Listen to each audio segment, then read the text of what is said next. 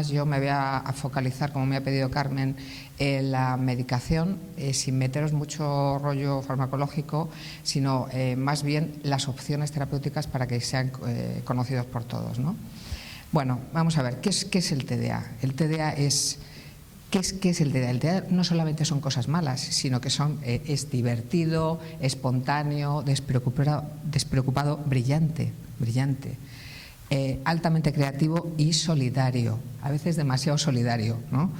Porque tiene una solidaridad, una generosidad que hace que descuiden muchas veces sus flancos, ¿no? Le cuesta focalizar y empezar una tarea y vive atrapado por la satisfacción inmediata. Como están tan acostumbrados a estar machacados emocionalmente porque todo el mundo les regaña y todo el mundo les llama la atención, están continuamente buscando la recompensa inmediata, ¿no? Que es la baja tolerancia a la frustración, ¿no? Pierden cosas, pasan la mitad de su vida intentando organizarse, irritables, impacientes, angustiados, sufren crónicamente porque quieren hacer las cosas pero no las pueden hacer y no hay aprendizaje, es decir, esto lo hacen una y otra vez por la disfunción ejecutiva, ¿no? Y no regulan emociones ni impulsos. Vale, el tiempo es el principal problema que tienen, se les va el tiempo en las manos, es como que no son capaces de organizarse en el tiempo y ni planear el futuro, ¿no? Es, como decía Berkeley, es un timador de aspecto cambiante, ¿no? Vale, aquí están las zonas del cerebro, motivación, aprendizaje y comprensión, y la retroalimentación que existe entre estas partes, ¿no? Lóbulo frontal es nuestro foco de atención. Concepto, es un trastorno de atención. Básicamente el TDA es un trastorno de atención, ¿vale? Es un trastorno de ejecución. No pueden ejecutar las cosas que no saben hacer, ¿vale? Ni las saben hacer ni las saben organizar. Es un fallo ejecutivo. Este trastorno te impide organizarte en el tiempo. No puedes organizar un comportamiento jerárquicamente. Vuelvo a ello, ¿no? El TDA es en realidad un TDI, trastorno por déficit de inatención, ¿vale? Este es un concepto un poco innovador, ¿vale? Y la parte posterior del cerebro, como bien sabéis, adquiere conocimientos, pero la parte posterior los pone en marcha, ejecuta, ¿vale? Bueno, el TDA adulto, rápido, es un adulto diferente, ¿vale? El 50% de los niños se convierten de adultos en TDA y hace que el 100% de su disfunción ejecutiva hace que no alcancen toda la brillantez que tendrían que alcanzar profesionalmente por esa disfunción, porque se pierden en el camino con las parejas y se pierden en el camino con los estudios, si no lo sabemos reforzar positivamente, ¿no? Berkeley decía en una de sus ponencias que hizo en Madrid hace muchos años, que yo asistí a ella en el clínico, que es fundamental. Vosotros que aquí hay docentes, levantar la mano los docentes que estéis en el aula, fantástico. Pues de vosotros depende esa motivación. La responsabilidad la tenéis vosotros durante 8 horas sobre ese niño TDA, ese niño desmotivado que no encuentra la forma de sacar adelante su brillantez, que la tiene. Entonces Berkeley decía que del docente depende la motivación, que muchas veces el niño no llega a ser lo que tiene que ser o a ser lo que puede ser porque se pierde por el camino, ¿no? Y se pierde por el camino del docente que no tiene sensibilidad a este trastorno, ¿vale? No son niños vagos, son niños con falta de funciones ejecutivas, es decir, con disfunción ejecutiva. Pero no es vago, es un niño que se desmotiva, claro, porque en el sitio donde pasa 8 horas resulta que no le va bien. Y cualquiera de los presentes, si no te va bien en el trabajo y tienes que estar 8 horas, estás mal. Bueno, voy a ir, es una acumulación de malos entendidos, como saca malas notas es un vago, no haces nada, no, es una retroalimentación, no hace nada porque no le va bien y como no le va bien no hace nada, entonces hay que romper ese círculo, ¿no? Y conjuntamente con eso es el sufrimiento que he dicho antes, el sufrimiento crónico que tienen por eso que no les va bien, no, ellos no son capaces como un adulto de decir estoy mal, estoy triste, no, ¿qué hacen? Se portan mal, interrumpen, hablan, porque están incómodos y se encuentran mal. Y llegan a casa y les cae una bronca permanente, porque tío, has venido con 5 suspensos, no sé qué, no sé cuánto. Hay que saber motivar tanto desde lo docente como desde la casa, ¿no? No es lo mismo, todos lo sabemos, que llegar al trabajo y que te diga tu jefe, has hecho mal esto, esto, esto y esto. Que te diga, por cierto, fantástico esto, pero ¿qué tal si mejoras? No es lo mismo, pero suena diferente, ¿no? Pues también nos pasará a nosotros, pues a ellos igual, ¿no? Mantiene una actividad constante, esto es la H de hiperactividad, ¿vale? Tienen dificultades para permanecer sentados, se mueven excesivamente, bueno, vale. Y la inatención, ¿en qué consiste? Pues básicamente cometen errores o descuidos en el trabajo, especialmente porque son desorganizados. Por eso es muy importante la jerarquía. Se distraen con facilidad o no se concentran porque las tareas les resultan tremendamente aburridas, ¿vale? Son personas soñadoras que parece que no escuchan cuando se les habla, desorganizadas e incapaces de organizar un trabajo y tarea. Suelen empezar muchos proyectos, pero si les cuesta, procrastinan. Es decir, a nadie le gusta empezar cosas que sabes que te cuestan, pero ellos tienen especialmente un problema con esto, ¿no?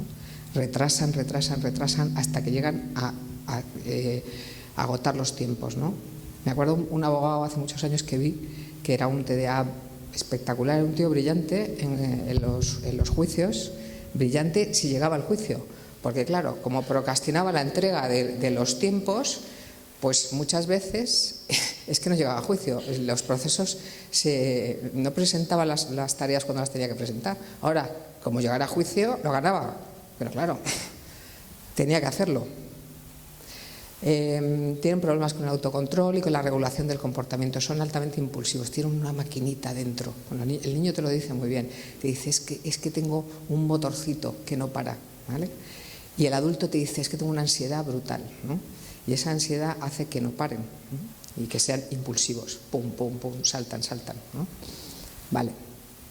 Escasa persistencia en el esfuerzo hacia tareas, lo que les cuesta mantenerse en ello.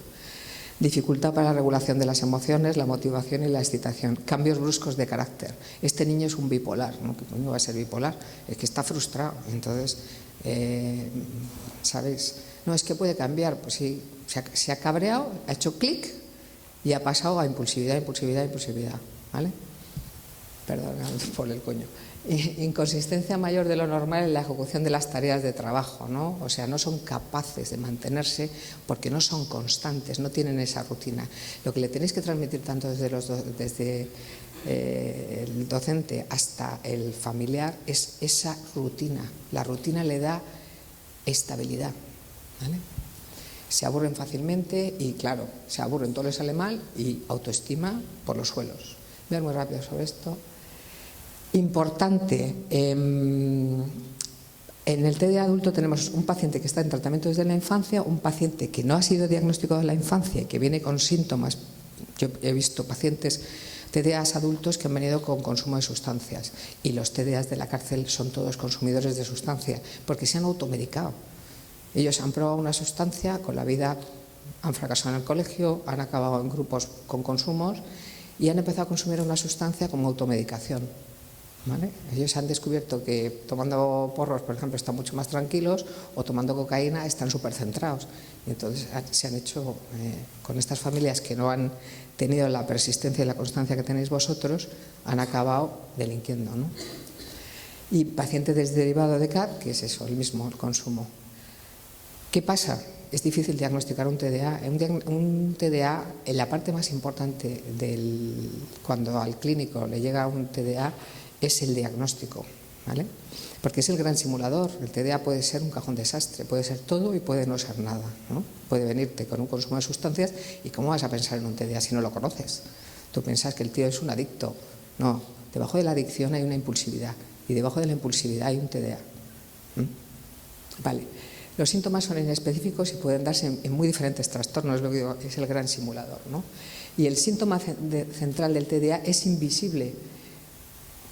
El TDA se da cuenta que su atención es dispersa, pero no es capaz de ir para atrás en contártelo en la historia clínica, que a lo largo de su vida ha sido una persona muy despistada, muy inatenta, ¿vale? Vale. Hay que hacer una historia clínica completa, hay que pasar una serie de test, esto ya es una cosa más de nuestro aspecto. Cuando hay un TDA adulto no diagnosticado, hay un nuevo test que valora muy bien estos síntomas a lo largo de la vida, que es el DIVA, ¿no? Es test DIVA, que debe presentar 18 síntomas durante la infancia y en la edad adulta. Vale, y disfunciona en 5 áreas, ¿no? Bueno, vamos a hiperactividad e impulsividad, ¿vale? Y la clasificación del TDA. Bueno, el TDA básicamente 60-70% es combinado, es muy difícil que solo sea hiperactivo o que solo sea inatento, es más bien una mezcla. Las mujeres son más inatentas, los hombres son más impulsivos. Y, muy importante, ¿cómo ayudar? Es primero enseñaros a vosotros cómo manejar el TDA y enseñar al paciente cómo manejar el TDA. Se tiene que conocer y tiene que saber lo que le pasa y por qué le pasa. Y yo lo que hago continuamente en la consulta es, si me cuenta algo, pues mira, me ha pasado esto, ya, ¿sabes por qué te ha pasado? Porque hay que dar explicaciones. Y si no le das explicaciones, él no va a corregir.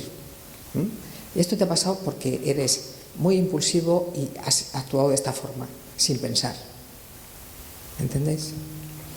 Bueno, y sobre todo, que se sientan bien, que no son lo peor, están machacados. Emocionalmente, la comorbilidad, es decir, la patología añadida al TDA, fundamentalmente es ansiedad y estado de ánimo depresivo. Muchas veces no saben ni que están deprimidos, llevan más de 10 años deprimidos. Tú puedes notar un síntoma al principio. A ti te puede doler un pie al principio, cuando te empieza a doler un dedo del pie, pues te empieza a doler, pero cuando llevas 10 años doliéndote el dedo del pie, te acostumbras a que te duele el dedo del pie y que sabes que cada vez que pones el pie en el suelo te va a doler ese dedo. Pues ellos hacen una cosa parecida, se acostumbran a que todo les salga mal, a que todo, absolutamente todo les salga mal, porque las cosas van encadenadas. Entonces, están francamente mal muchas veces. Bueno, y una cosa muy importante, súbete al escenario y sé protagonista de tu misma de tu historia, hazte cargo. Es decir, para lo bueno y para lo malo. Es decir, que te va mal, hazte cargo, corrige algo, si no te va a seguir yendo mal sistemáticamente. Que te va bien, disfruta, ¿vale? Bueno, esto es el TDA a lo largo de la vida. En etapa preescolar, sobre todo alteraciones del comportamiento. ¿Por qué? Porque un niño no sabe decirte que se encuentra mal. Un niño se comporta mal en clase. El comportamiento es altamente disruptivo. ¿Por qué? Porque le va mal, porque no se entera de la clase, porque se encuentra mal, porque tiene movidas en casa, porque mamá la ha regañado, en fin. Y entonces, ¿qué hace? Alteraciones de conducta en el aula, ¿vale? En etapa escolar, pues estos niños en etapa preescolar son los típicos niños que pegan a otro bebé, que comen mal. Eso son alteraciones del comportamiento en esta etapa, ¿no? En etapa escolar, alteraciones del comportamiento, problemas académicos, interacción social y autoestima. Aquí ya empieza a aparecer el componente emocional claramente. En adolescente, problemas académicos, interacción social, autoestima a lo largo de todas las etapas de la vida, desde tu etapa consciente, es decir, desde los 7 años, más o menos. Legales, fumar y lesiones, autolesiones, ¿vale?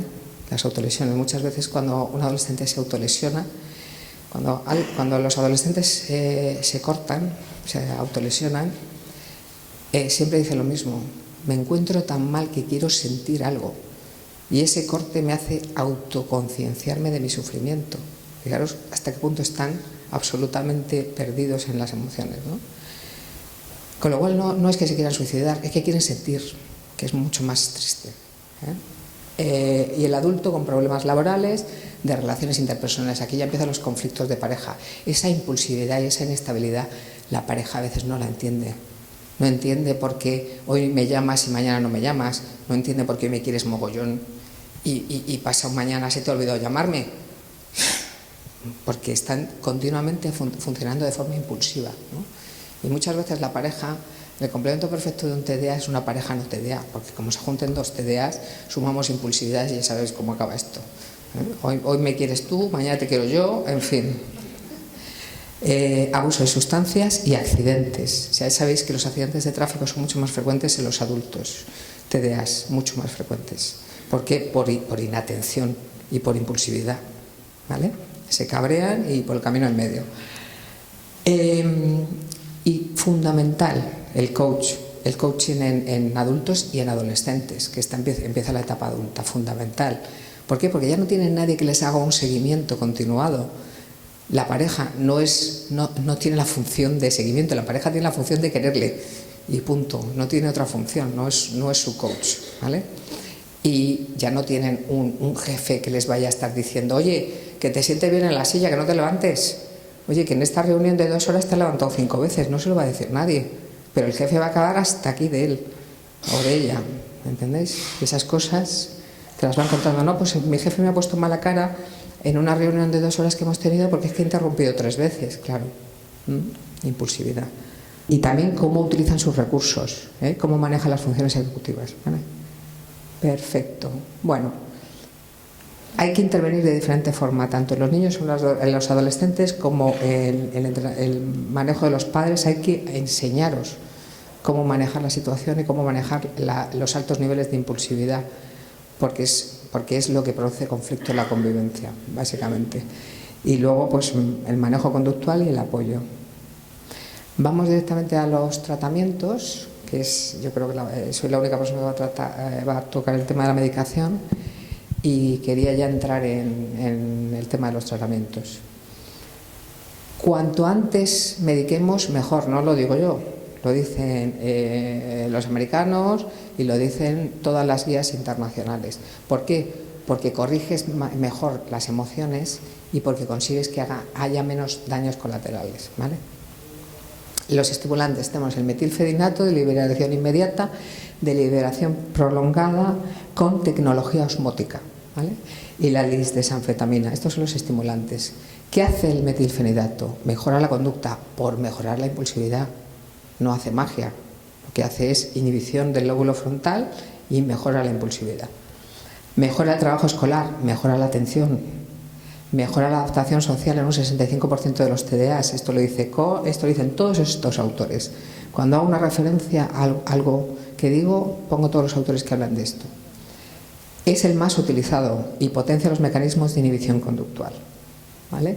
Aumenta la atención por bloqueo de la recaptación de noradrenalina y dopamina y en la neurona presináptica, y aumenta la liberación de monoaminas en el espacio extraneural. ¿Qué presentaciones tiene? Tiene comprimidos de 5, de 10, de 15 y de 20. Mejora la conducta entre 1 a 3 horas tras la administración. El tratamiento inicial con niños de peso menor de 16 kilos es el metilfenidato de liberación inmediata, es decir, Rubifen, lo que todos conocéis como Rubifen. Estamos hablando de Rubifen. Y duración total de 3 a 6 horas. Última toma sobre las 16 horas para evitar el insomnio. Y varias tomas solo al día, solo combinadas con otro estimulante. Muy importante, la individualización de los tratamientos. La elección de la medicación inicial depende, es absolutamente, pura alquimia, ¿no? O sea, piensas en el paciente, en la familia, en el compromiso que tiene el paciente, dosis, peso, es decir, eliges muy bien y haces un tratamiento absolutamente individualizado, y de eso depende muchas veces el éxito tanto de la adherencia al tratamiento que tenga el paciente como de su evolución a lo largo del tiempo. Bueno, la tecnología osmótica de liberación prolongada, esto es muy curioso porque lo que hace es que la cápsula, por osmosis, entra líquido dentro de la cápsula y funciona como una jeringuilla, como el émbolo de una jeringuilla, ¿no? Entonces, entra el líquido en una parte de la cápsula cuando te la tragas y va distribuyendo a lo largo de 9 horas en el caso del Concerta y 12 horas en el caso del Elvanse la medicación. Es muy curioso. Entonces, por eso no podéis fraccionar la pastilla, porque si fraccionáis la pastilla, os habéis cargado el émbolo en alguno de los lados y le metéis toda la dosis de repente, o no le metéis nada de dosis porque le metéis el émbolo. ¿Me estoy explicando? Vale. La Academia Americana de Pediatría desde 1996 afirma que la medicación debe formar parte del plan inicial de tratamiento, usando en combinación con intervenciones psicosociales. Ni una cosa, ni solo medicación, ni solo intervención. La combinación es el 80% del éxito, 80%. El 20% lo ponéis vosotros, que sois nuestros colaboradores necesarios. Vale. Bueno, sobre el metilfenidato aumenta la dopamina en el cerebro y en áreas prefrontales cuya función es inhibir la respuesta, filtrar el ruido de fondo y facilitar la concentración. El área frontal es el área de la decisión. ¿Qué hace la medicación? Imaginaros, el TDA tiene el lóbulo frontal absolutamente poroso, ¿no? Entonces, imaginaros agujeros grandes como los agujeros de un colador, ¿vale? Como una espumadera, ¿bien? ¿Qué hace la medicación? Restringe esos agujeritos. ¿Y qué pasa? Al restringir seleccionas, tamizas, ¿vale? Todos sabemos eso, ¿no? Tamizamos. Entonces conseguimos filtrar en un orden y con una secuencia todos los estímulos. Eso es lo que hace la medicación. Bueno, aquí tenemos a Fernando Verdasco y Michael Phelps, dos personas muy famosas, ¿no? Dos personas TDAs, reconocidos por ellos mismos. La lisdesanfetamina es el metilfenidato, es como el metilfenidato de liberación prolongada, pero actúa en 12 horas. Tiene 3 presentaciones, que son de 30, de 50 y de 70. ¿Qué ventajas proporciona sobre el Concerta? Que es el metilfenidato de liberación prolongada, pero de 9 horas. Produce menos pérdida de apetito, produce mejora en la impulsividad y, sobre todo, menos efectos secundarios de cefaleas, dolores abdominales y, vamos, va francamente mejor. ¿Qué hago yo por ejemplo, con uno adulto que está estudiando una oposición? Yo tengo a adultos opositores estudiando con metilfenidato de liberación prolongada. Cuando se va acercando, primero muchas veces están deprimidos, yo combino continuamente las medicaciones. Entonces, si aparece sintomatología ansiosa, me interfiere mucho el funcionamiento de estos medicamentos, porque tienen tanta ansiedad que esta medicación no puede hacer todo el efecto que podía producir. Entonces, quito la ansiedad y mejora mucho el perfil de la medicación, porque solo es concentración y atención. Mientras que si una persona está ansiosa, no puede concentrarse ya porque está ansiosa, con lo cual el medicamento no alcanza todo su esplendor ni mejora todos los síntomas. Cuando tengo yo ajusto, si me dice, yo voy a estudiar, tengo academia de 4 a 6, pues yo cojo y le pongo un metilfenidato de liberación inmediata, es decir, que dura 4 o 5 horas. Hay que adaptar el medicamento a la vida del paciente. El medicamento no puede ser igual para todos, porque todos no tenemos la misma vida, ni tenemos las mismas horas de estudio. El principal efecto secundario que tienen estos medicamentos es el insomnio y la pérdida de apetito. La pérdida de apetito, que a lo mejor produce una pérdida de 1 o 2 kilos a lo largo de la toma del medicamento durante meses, se recupera inmediatamente cuando se suspende la medicación, ¿vale? Entonces, no os tiene que preocupar especialmente esa pérdida de apetito, porque dicen, no, es que no va a crecer el niño, sí, sigue creciendo, crece más delgadito, pero no afecta en la altura, afecta sobre todo en el peso, ¿vale? Pero con el tiempo se va quitando. También a veces le das un medicamento de estos y ellos, claro, saben que están diferentes, en cuanto a su espontaneidad. Eso es lo que más le afecta, sobre todo a un adulto, ¿no? Dice, la pastilla sí, soy mucho más ejecutivo, funciona mucho mejor, organiza mucho mejor las cosas, pero me falta esa chispa que yo conozco que tengo sin medicamento. Bueno, pues también tienes la opción, el fin de semana, sé tú mismo. Es decir, no te lo tomes. Claro, ¿entendéis? Es una medicación que ojalá que cuando te den un antibiótico te digan, no, vamos a ver, si vas el sábado por la noche a cenar, no te tomes el antibiótico. No, nadie te dice eso, ni el antihipertensivo, ni la medicación para el colesterol. Esta es una medicación absolutamente puntera, porque la ajustas para lo que tú quieres. Dime la vida que llevas y yo te ajusto. Los americanos llevan varios años con el tema de los parches. El parche sería utilizar la medicación, es decir, ponerte un parche como te pones un parche para tratamientos del dolor y tal, te lo pones 2 o 3 horas, esas 2 o 3 horas el medicamento actúa, luego quitas el parche y empieza a desaparecer el efecto. Es decir, que hasta eso estamos llegando, a la posible utilización de parches, ¿no? Y nada más.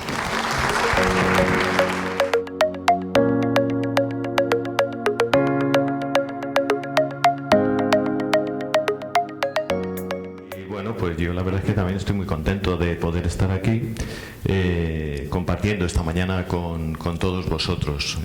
Decíamos pues que los que estamos aquí somos los más interesados, los que, en fin, ponemos toda la carne en el asador. Entonces, claro, ya partimos pues de un auditorio estupendo, porque sabemos que va a ser acogedor, que está esperando escuchar algunas cosas. Yo estoy también esperando escuchar muchas de las cosas que vosotros nos tenéis que preguntar. Esto es, y tiene que ser, yo creo, un feedback constante, ¿no? En el que yo ahora podría echar un buen discurso de horas, si me dejan la mañana, la completo.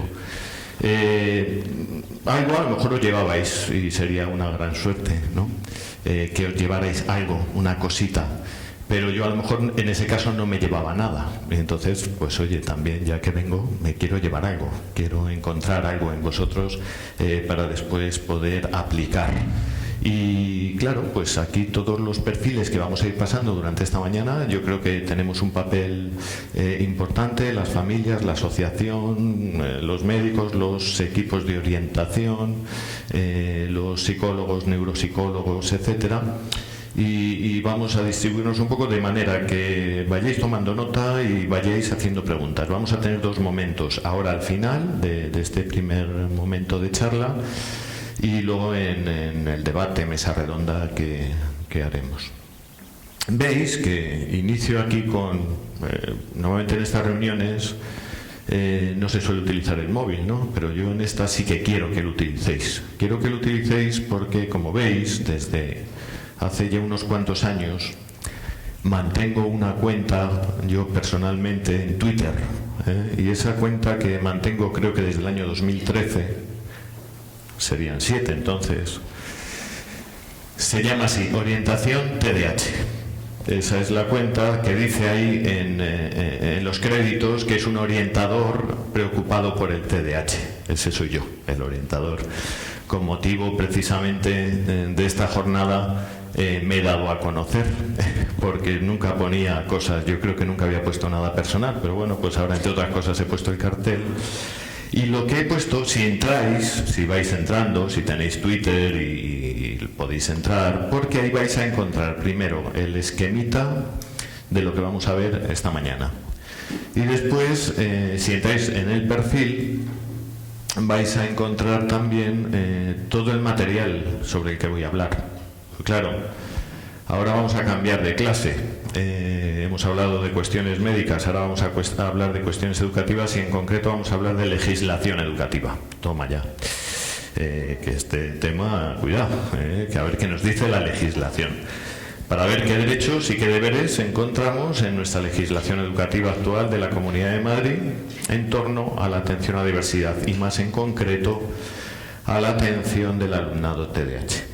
Este sería un poco pues la línea que voy a seguir, saber cómo está actualmente la legislación y después saber cómo atendemos y podemos atender a la diversidad desde esta legislación. La mayor parte de vosotros, familias. Yo me he quejado siempre en los colegios, en las instituciones que he podido a nivel educativo, del poco conocimiento que las familias tienen de la legislación educativa que nos asiste. Y más allá también veo que incluso que antes no me he dado la vuelta cuando hemos hablado de profesorado, también el profesorado. Gran parte del profesorado conoce poco la legislación educativa y dices, ¿cómo? ¿Cómo es esto? Pues sí, esto es así, que tenemos una legislación educativa cambiante, un poco, aunque ahora vamos a ver que hay líneas que se siguen y más o menos evolucionan, pero tenemos una legislación educativa en cierto modo hasta caprichosa por los vaivenes políticos. De hecho, esto que vamos a hablar hoy, yo creo que en pocos meses va a haber que ampliarlo porque va a haber un nuevo gobierno, que es lo primerito que suelen hacer los nuevos gobiernos, nueva legislación educativa. Con lo cual, tenemos que pensar que estamos ante un profesorado que estamos, vamos a ver, quemados, porque que nos cambian las formas de proceder y de hacer. Un profesorado que está cargado de mucha burocracia, con unos sistemas que tratan de implementar de tipo informático, pues que no funcionan muy bien. Entonces ya partimos de ahí, que no es cómodo, la cosa no es cómoda. Y tenemos eso, una evolución educativa que no sabemos hasta qué punto se está asumiendo por parte, digo, tanto de las familias como del profesorado.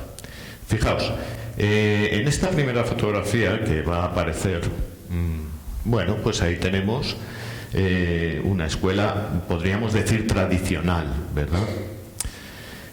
No sé sobre muchas cuestiones profesionales de la vida, pero probablemente en muchísimos... Yo nunca he sido mecánico, ni he estado en un taller más tiempo del necesario. No he sido médico, ni he estado más tiempo del necesario en un hospital.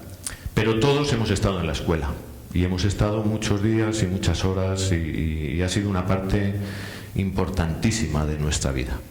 Entonces, sobre la escuela, cuando empezamos a hablar de la escuela, pues es verdad que tenemos ya ideas preconcebidas, entre otras cosas porque hemos pasado al menos, pues pongamos de media unos 18 años de nuestra vida en la escuela. Sabemos cosas y todos cuando hablamos de la escuela no podemos por menos, esto es algo emocional y algo que nos toca a todos, recordamos lo que ocurrió lo que a nosotros nos ocurrió en la escuela. Pero estas escuelas, como no podía ser de otra manera, han evolucionado. La ciencia, la pedagogía, es una ciencia que, como todas las ciencias, tiene que evolucionar. Todas las ciencias evolucionan. Pensemos que la ciencia pedagógica también evoluciona y tiene que necesariamente evolucionar. Tiene que evolucionar porque como ciencia evoluciona y tiene que evolucionar porque está inserta en la sociedad.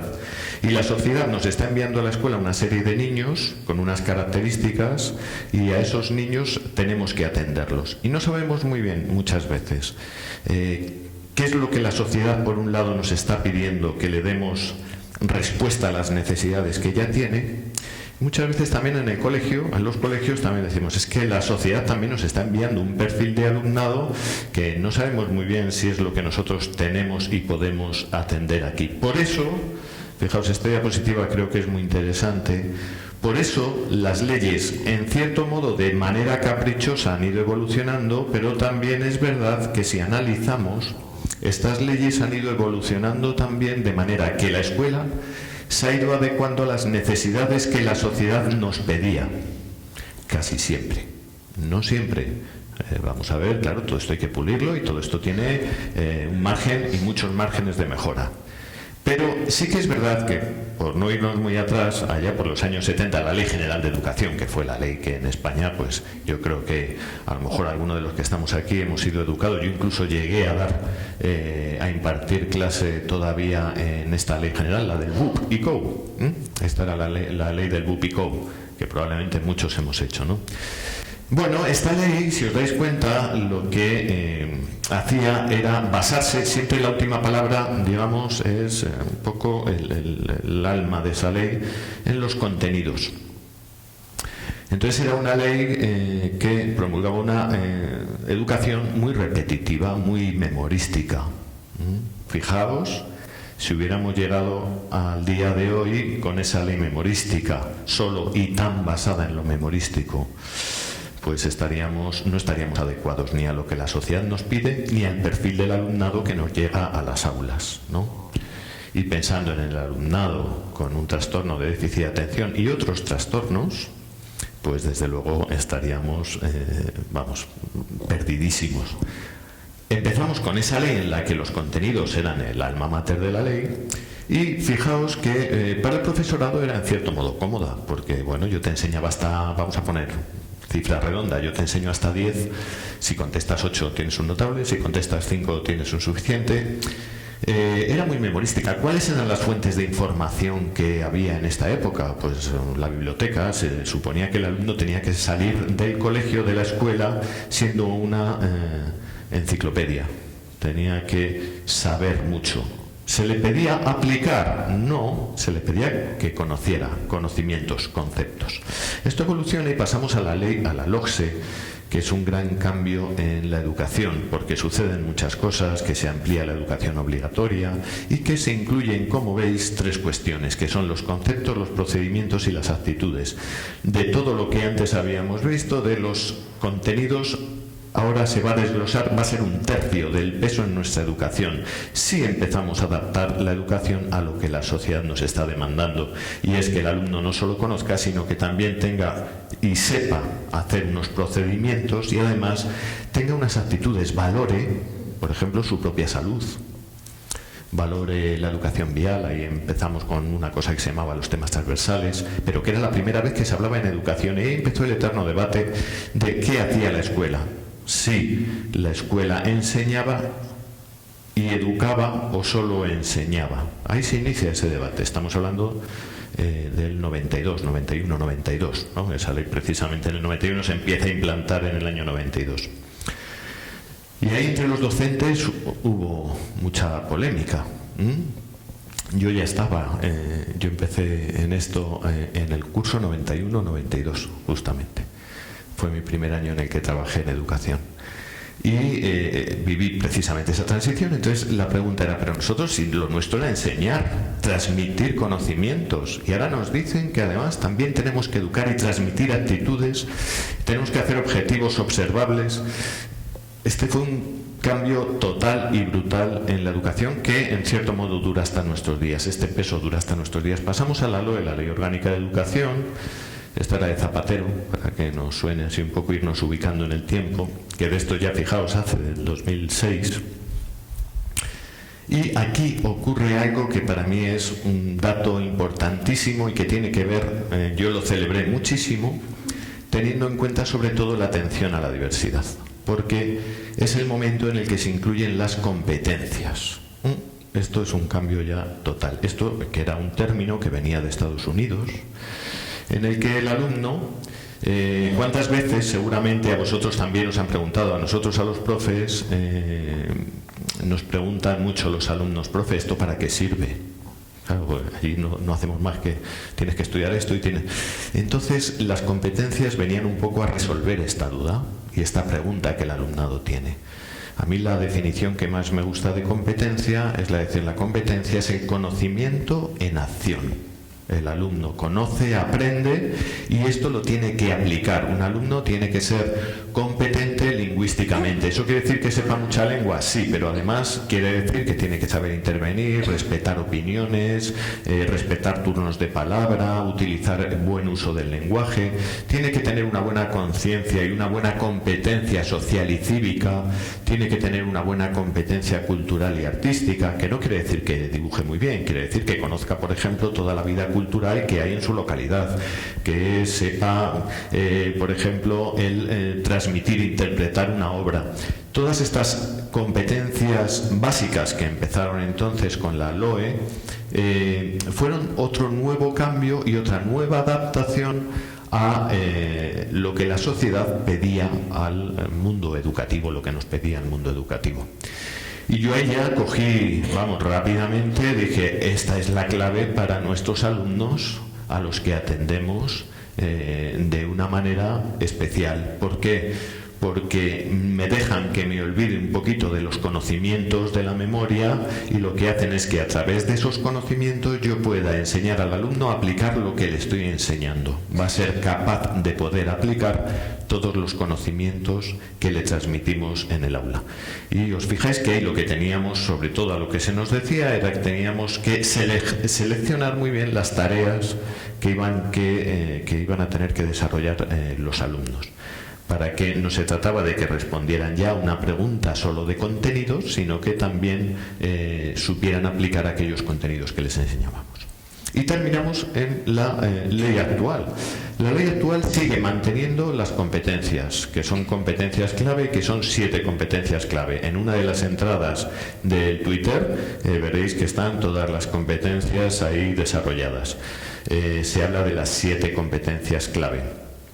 Y se explica, hay unas infografías que hizo el Ministerio de Educación en las que se explica ¿Qué es lo que desde los colegios, desde las escuelas, trabajamos con los alumnos? Y la importancia que esto tiene, puesto que la evaluación y la promoción del alumnado nos dicen las leyes, otra cosa, como digo, es la aplicación que hagamos. Lo que nos dice la ley es que un alumno podrá promocionar de curso siempre que alcance los objetivos de la etapa y, además, el desarrollo de las competencias clave. Y esas son las dos cuestiones por las que nos tenemos que mover en la evaluación. Esto es lo que nos dice la ley, esto es a lo que nos invita la ley. Es verdad que aquí aparece a lo mejor una pequeña traba para nuestras intenciones de hacer una buena atención a la diversidad, y es que la LOMCE, ley actualmente vigente, es una ley que basa, como veis, el peso de la ley está en la calidad. Entonces, claro, movernos y aparecen estos estándares de resultados de evaluación.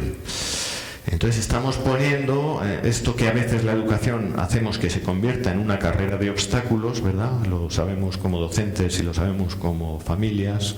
Esa carrera de obstáculos que los chavales, los alumnos, las alumnas tienen que ir pasando y cada vez parece que nos gusta, nos encanta ponerlo más altos. Pues aquí lo que se ha determinado en esta nueva ley es precisamente que haya unos estándares muy claros en cada curso y para cada área que el alumno sí o sí tiene que alcanzar. Se le ha puesto una vara de medir. Entonces se dice, pero muy conciso, sí, ahora os digo dónde podéis encontrar estos estándares para que vuestro niño que está en cuarto de primaria sepáis exactamente cuáles son los estándares que tiene que aprender.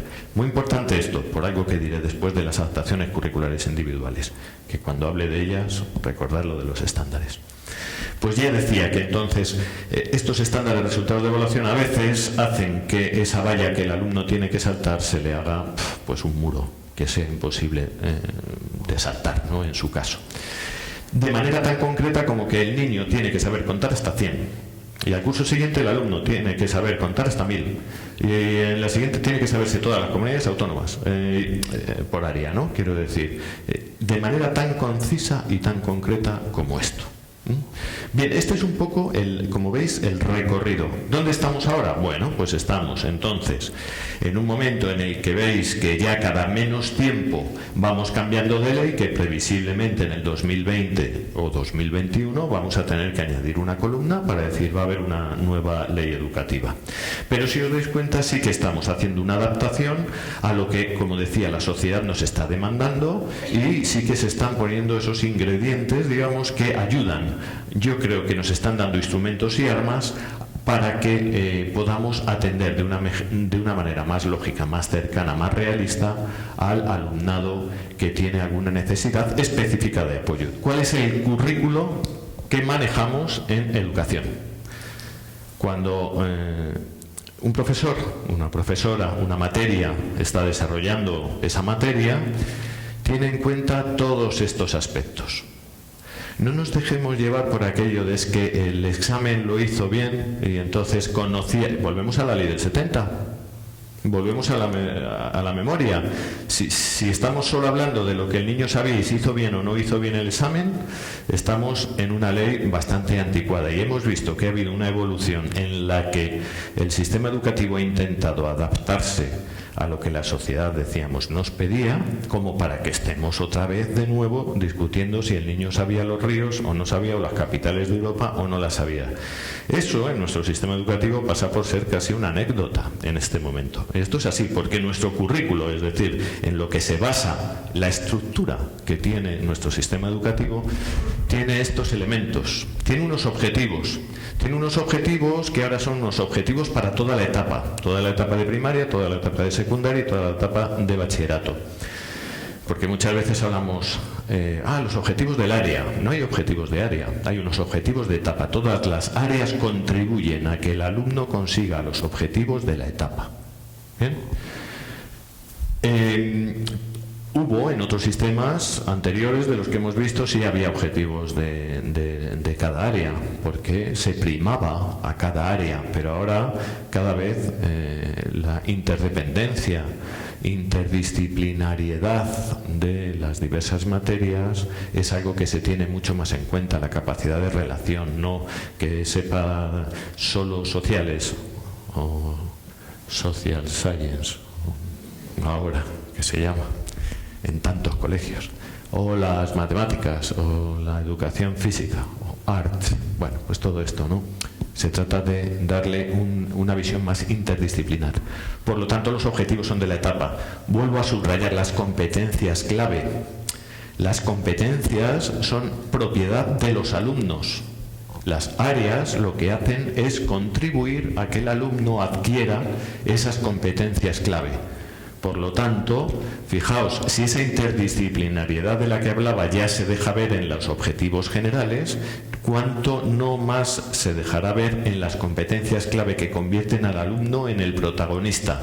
Tiene que adquirir unas competencias y desde las áreas tenemos que contribuir a que el alumno adquiera esa competencia matemática, competencia lingüística, competencia emprendedora, competencia artística, social y cívica, las 7 competencias clave de las que hoy se compone el sistema educativo. Hay unos contenidos, como no podía ser menos, distribuidos por cursos y por áreas, claro. Yo creo que es la línea, el eje en torno al cual podemos después, desde esos contenidos, buscar los objetivos, buscar cómo desarrollar las competencias. Hay también unos criterios de evaluación que son algo análogo a lo que antes eran los objetivos de las etapas. Hay unos estándares y resultados, ya os digo un poquito que es lo que en el momento actual hace que se tenga que medir demasiado al niño en los niveles que alcanza o deja de alcanzar, y una metodología didáctica contemplada, la metodología contemplada como un elemento del currículo, o sea, con una base, con una podemos elegir muy bien y tenemos que fundamentar muy bien por qué utilizamos una metodología u otra. Vale, todos estos elementos los tenemos en toda la legislación que he pasado antes para cada nivel de enseñanza. Entonces, cuando yo quiero conocer, por ejemplo, como mi hijo, que es un alumno al que me están diciendo que le van a hacer una adaptación curricular y está en tercero de primaria, ¿os pasa eso a alguien, por ejemplo? ¿Os habéis oído hablar de, os han propuesto hacer una adaptación curricular? Pues si os hablan de hacer una adaptación curricular, tendremos que, y mi hijo está en tercero de primaria, yo me voy a ir al decreto del currículo de primaria, voy a ir a tercero de primaria y me voy a encontrar con cuáles son los objetivos que tienen que trabajar con mi hijo, cuáles son los contenidos, cuáles son los criterios de evaluación, los estándares de aprendizaje y la metodología adecuada para ese nivel. Y voy a ver cuál es la adaptación que le van a hacer, porque muchas veces tened en cuenta que en los centros educativos nos guiamos por los libros de texto. Error. Si nos guiamos por los libros de texto para trabajar estas cuestiones de las que estamos hablando. Yo, que colaboro con una editorial, hicimos un estudio con otras muchas editoriales para saber cuál era la adecuación de los niveles que se proponen en los libros de texto con los que la ley nos dice que tenemos que desarrollar, ¿no? Los libros de texto están muy por encima. Entonces, a veces yo he tenido la experiencia, cuando me he reunido con tutores para hacer una adaptación curricular, que decían, no, es que esto lo voy a bajar. Mira, lo voy a bajar hasta este nivel. Digo, entonces, según la ley, no le estás bajando de nivel. Le estás bajando con nivel respecto del libro de texto. Pero no le estás bajando de nivel con respecto a lo que él tiene que aprender según nuestra legislación. Aquí era donde os decía lo importante de los estándares en las adaptaciones curriculares. Tenemos que estar muy vigilantes, todos, sobre el nivel que la Administración pide que tengamos. Visto esta la teoría más teoría de cómo funciona el sistema educativo en 22 minutos, que no es mucho tiempo, cuando queráis organizamos uno de 6 o 7 horas y ahí ya a lo mejor nos ponemos un poquito más al día. Pero bueno, hoy para empezar por lo menos tenemos los documentos donde podemos buscar y un poquito cuál es la estructura en la que nos movemos. Todos los profesores y todas las áreas al inicio del curso hacen una programación teniendo en cuenta todas estas cuestiones, que además tiene que ser pública. En cualquier centro tiene que ser público. Yo puedo acceder a la programación de lengua de quinto de primaria de mi hijo en el colegio X. Eso todo el mundo puede, donde vamos a saber entonces cómo han distribuido y temporalizado los contenidos, cuáles son los estándares que se van a trabajar, cómo van a contribuir a la adquisición de competencias clave, cómo van a contribuir a alcanzar los objetivos de la etapa. Todo eso está escrito, las actividades extraescolares, todo eso ya desde hace muchos años los centros están obligados a hacerlo público. En los institutos donde yo he trabajado también muchos años, a los alumnos se les daba esa información. Ahora, últimamente, incluso lo están poniendo en las páginas web, porque es un documento público que hay que conocer, que ningún profesor tiene es que es nuestra legislación, ¿vale? Y cumplimos la ley haciéndolo, y cumplimos la ley educativa. Con todo esto llegamos a la atención a la diversidad. Bien, y entonces ahora nos encontramos con que en los colegios esta frase que siempre oímos de cada vez más, pero yo no sé, como siempre, pues hay alumnos diversos. ¿Por qué podríamos a lo mejor decir cada vez más? Porque es verdad que a lo mejor cada vez más tenemos no voy a ser yo quien no se queje de los recursos en educación, ¿vale? No voy a ser yo, me quejaré, tendré que decir que quiero más orientadores en mi equipo, que quiero más logopedas en los colegios, que quiero... Por supuesto, vaya eso por delante. Pero con todo y con eso, también es verdad que yo, por ejemplo, en los 4 años que llevo en el equipo de Guadarrama, en el que atendemos toda la Nacional 6 hacia la Sierra, hasta Cercedilla, Los Molinos, Collado Mediano, toda esta zona, no Villalba, pero sí Torrelodones. Ese es nuestro ámbito de actuación. Pues es verdad que en los últimos 4 años en los que yo llevo como director, nuestro equipo ha aumentado en un orientador más y ha aumentado en media logopeda más. Y eso hay que decirlo, porque vaya por delante, como decía, reivindico que seamos en vez de 10, 20, pero bueno, pues un poquito más tenemos. Entonces, una atención más digna, pues intentamos dar. Y entonces decía, ¿por qué decimos cada vez más atención a la diversidad? Bueno, cada vez a lo mejor hay más formación por parte del profesorado, cada vez hay más interés por parte de las familias y más información también por parte de las familias.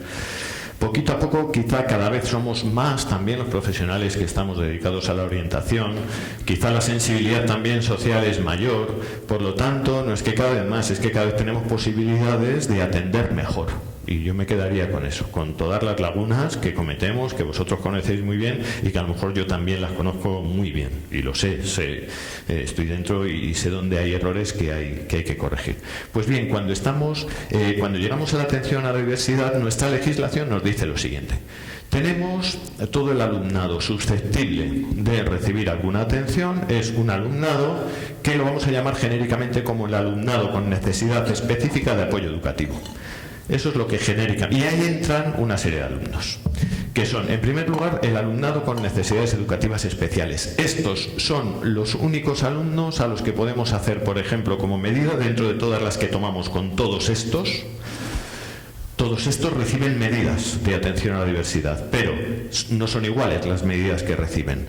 La medida, digamos, más extraordinaria de adaptación curricular las tomamos con los alumnos con necesidades educativas especiales.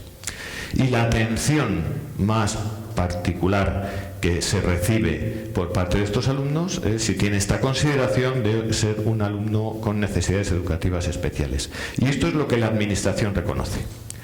Estos alumnos que van a salir fuera del aula con una especialista de pedagogía terapéutica y con una con una especialista de audición y lenguaje son los alumnos con necesidades educativas especiales. Esos son los que tienen ese derecho.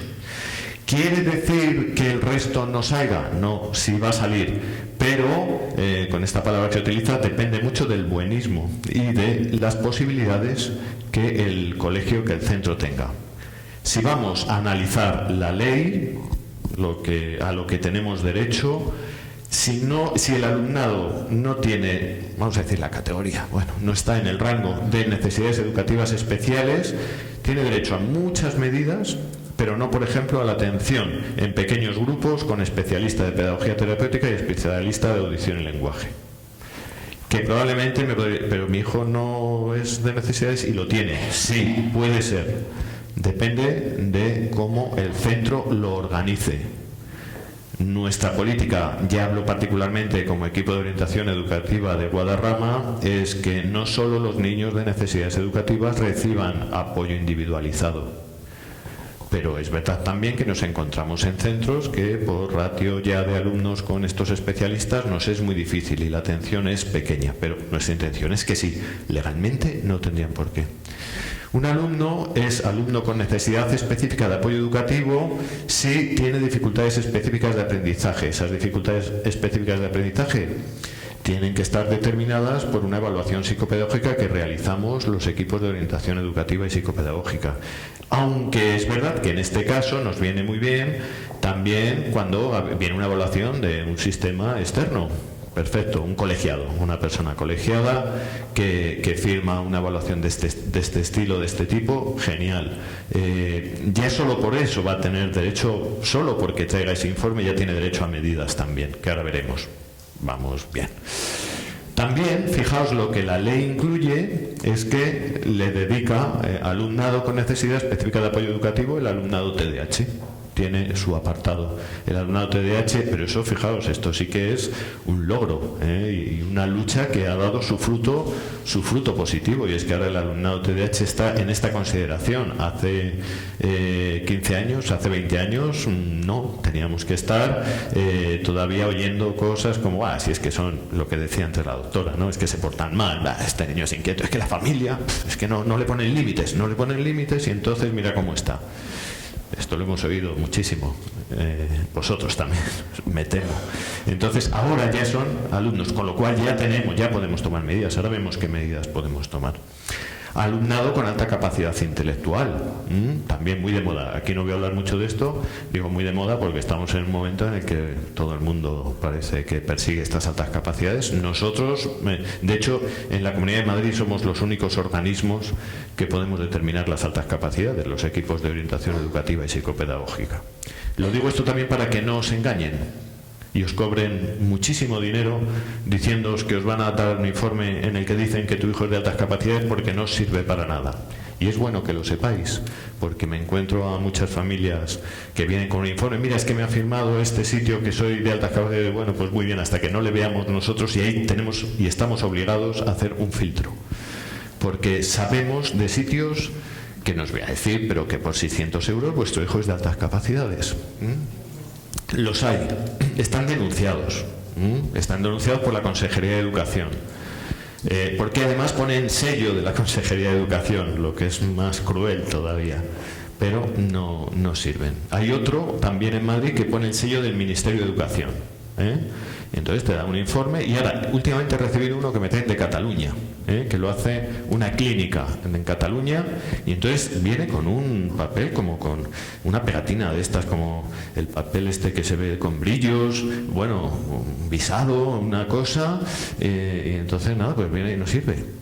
Todas las medidas que la Comunidad de Madrid da para estos niños no les sirven, porque no es el lugar. Esto, tenerlo y correr la voz un poco, porque no puede ser. Y por último, los de incorporación tardía al sistema educativo y los de condiciones personales y de historia escolar. Estos son el alumnado al que nosotros damos en distintas medidas y por diversas razones, como veis, recursos educativos.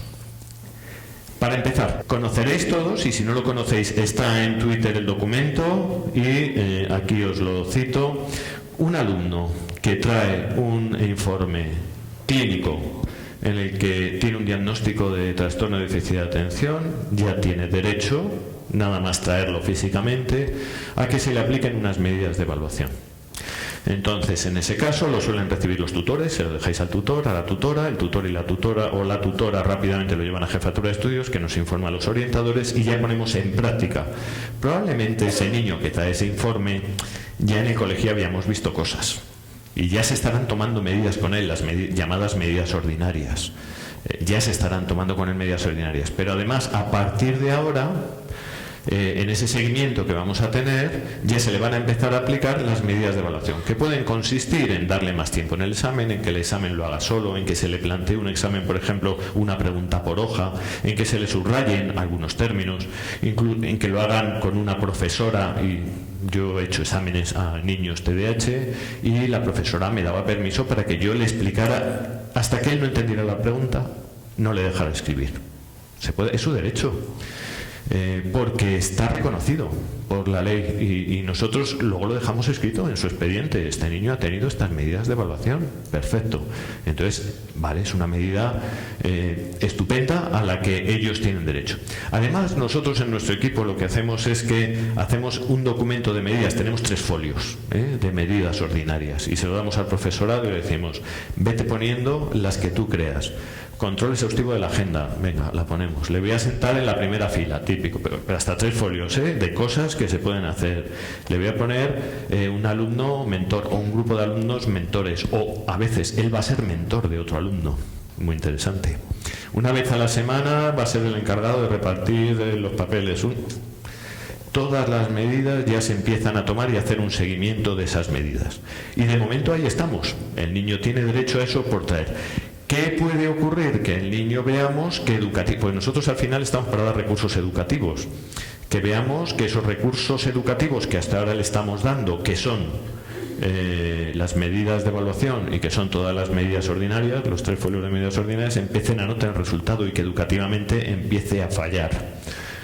Claro, entonces tendremos que ya poner otras medidas, o bien puede llegar a la repetición o a la evaluación psicopedagógica para que le consideramos como un alumno de necesidades educativas especiales y podamos tomar medidas más extraordinarias.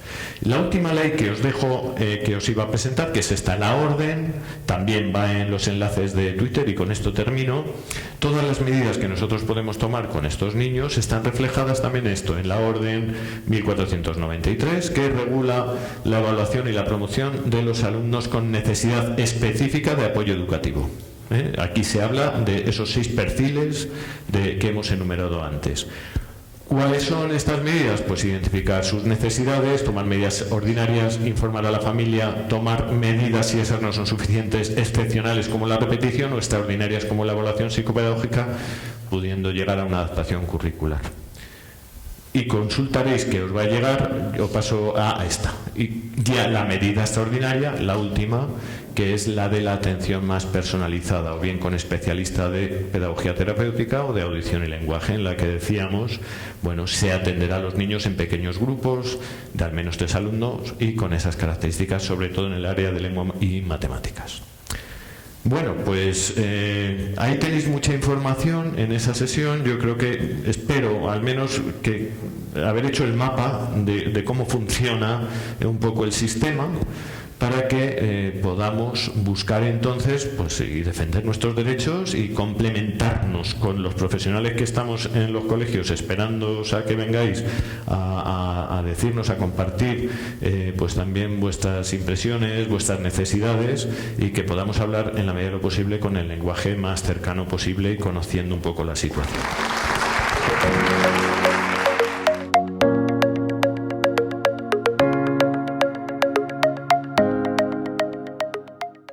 Yo no voy a hablar de TDAH. Sí, se lo han advertido a Carmen de repente, de Carmen, ¿tú sabes que este no viene a hablar de TDAH? No me jorogues. Sí, no vengo a hablar de TDAH. De hecho, tampoco vengo a hablar de nada. O sea, que todo lo que voy a contar es criticable desde el punto de vista. Yo voy a argumentar el porqué. Pero al final lo que voy a contar hoy es compartir una reflexión personal. ¿Y tiene que ver con haber sido padre recientemente? Pues a lo mejor también, ¿no? Pero ya venía de antes el asunto. Es el tema de crecer para crecer. Y lo de crecer para crecer viene sobre todo por el trabajo con padres de niños con TDAH y con niños con otros perfiles de trastorno, donde muchas veces la intención era: aquí tenéis a mi chaval, aquí tenéis el problema, yo pago la cuota y solucionarme el problema. Y nosotros decíamos, no, esto con TDAH no funciona así. Es decir, con un niño con dislexia puedes no aparecer por mi centro, lo puede traer la abuela, lo puede traer el chofer, quien tú quieras, y vamos a reeducar su afectación de lectoescritura. Con trastornos de comportamiento, alteraciones del estado de ánimo, TDAH, esto es inviable. ¿Inviable por qué? Pues mirad, esto se sustenta en los estudios que hay sobre el buen pronóstico en niños con TDAH, pero se sustenta también en la experiencia de 20 y tantos años trabajando con el TDAH y las familias, ¿no? El principal predictor en un niño TDAH de buen desarrollo hacia futuro, es decir, que sea un adulto medianamente higiénico, sano mentalmente y que esté bien construido, no tiene que ver con su respuesta farmacológica. No tiene que ver con el éxito escolar y tiene que ver fundamentalmente con el rollo que tenga con sus padres a medida que va creciendo. Fundamentalmente, es decir, nos encontramos con chavales, sobre todo niñas, muy esforzadas en lo académico y consiguen salvar la situación académica y más o menos ir tirando por ahí. Pero si están con mucho deterioro en la relación vincular con sus padres por la presión que han tenido con el tema de estudios, cuando llegan a etapa adolescente o primera juventud rompen. O rompen en conducta o rompen personalmente, es decir, rompen con una percepción y una sensación de que solo se las ha atendido como máquinas de estudiar, pero no se las ha atendido personalmente. Y lo dicen, verbalmente. O sea, solo les importa mis estudios. Y lo demás no les importa. Y no es verdad que no les importa a los padres, pero no lo han hecho explícito. Y lo que se han hecho explícito es toda la presión con el tema académico. Eso sí fue explícito. Tenemos que estudiar, tenemos que hacer esto, siéntate ya, ponte. Cuando rompen en comportamiento, rompen porque llega un momento, claro, cuando son adolescentes y revisan su pasado y revisan el pasado de forma consciente, pues rompen. ¿Y cómo se rompe en la adolescencia? Pues conductualmente se rompe. Y otras rompen emocionalmente, con la imagen destrozada, ¿no? Entonces, bueno, pues sabíamos que lo más importante no era ni la respuesta farmacológica ni los resultados académicos. Es muy importante las relaciones sociales que tengan y que consigan preservar, tiene bastante influencia, ¿no?, en el desarrollo de estos niños a futuro, pero lo más relevante es la relación que tienen con sus padres. ¿Y esto qué implicaba? Pues implicaba que hay que decrecer para crecer. Hay que decrecer a nivel laboral, hay que decrecer a nivel personal en cuanto a mis socios mis tiempos de descanso, y hay que decrecer ahí para crecer con ellos. Es que no nos queda otra. No nos queda otra. Bueno, como esto es una charla así de rollo paja mental, ¿no?, personal, pues puedo ir más ligerito, sí, claro. Mirad, a mí una de las primeras cosas sí que me sorprendió fue cuando estuve trabajando y analizando los problemas del vínculo. Nos llegan muchos chavales que vienen sobre todo a adopción, ¿no?, de países del este, y ahora empezamos a tener las primeras generaciones de estos niños de adopción de países del este con una tasa, una prevalencia de trastorno del apego, trastorno del vínculo escandalosa. Escandalosa, estamos hablando de un porcentaje, el 60, 60 y tantos % de estos niños desarrollan trastorno del vínculo.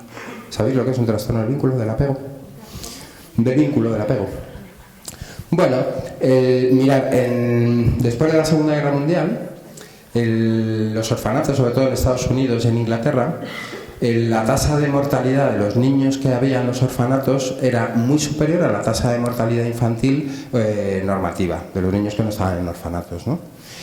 ¿Y qué pauta se tenía en esos orfanatos? Pues tenía una pauta de que la conducta de los niños fuera muy aséptica en el sentido de higiénica, no tocarles. O sea, se intentaba que, como pasaba mucha gente, voluntarios, médicos, enfermeras y tal, que se les tocara lo menos posible. Y hasta que un tipo, por intuición, dijo, lo que debe estar fallando es esto. Y entonces elevó la decisión a algo que se tradujo en: no salgas de esta institución sin haber tenido un niño en tus brazos.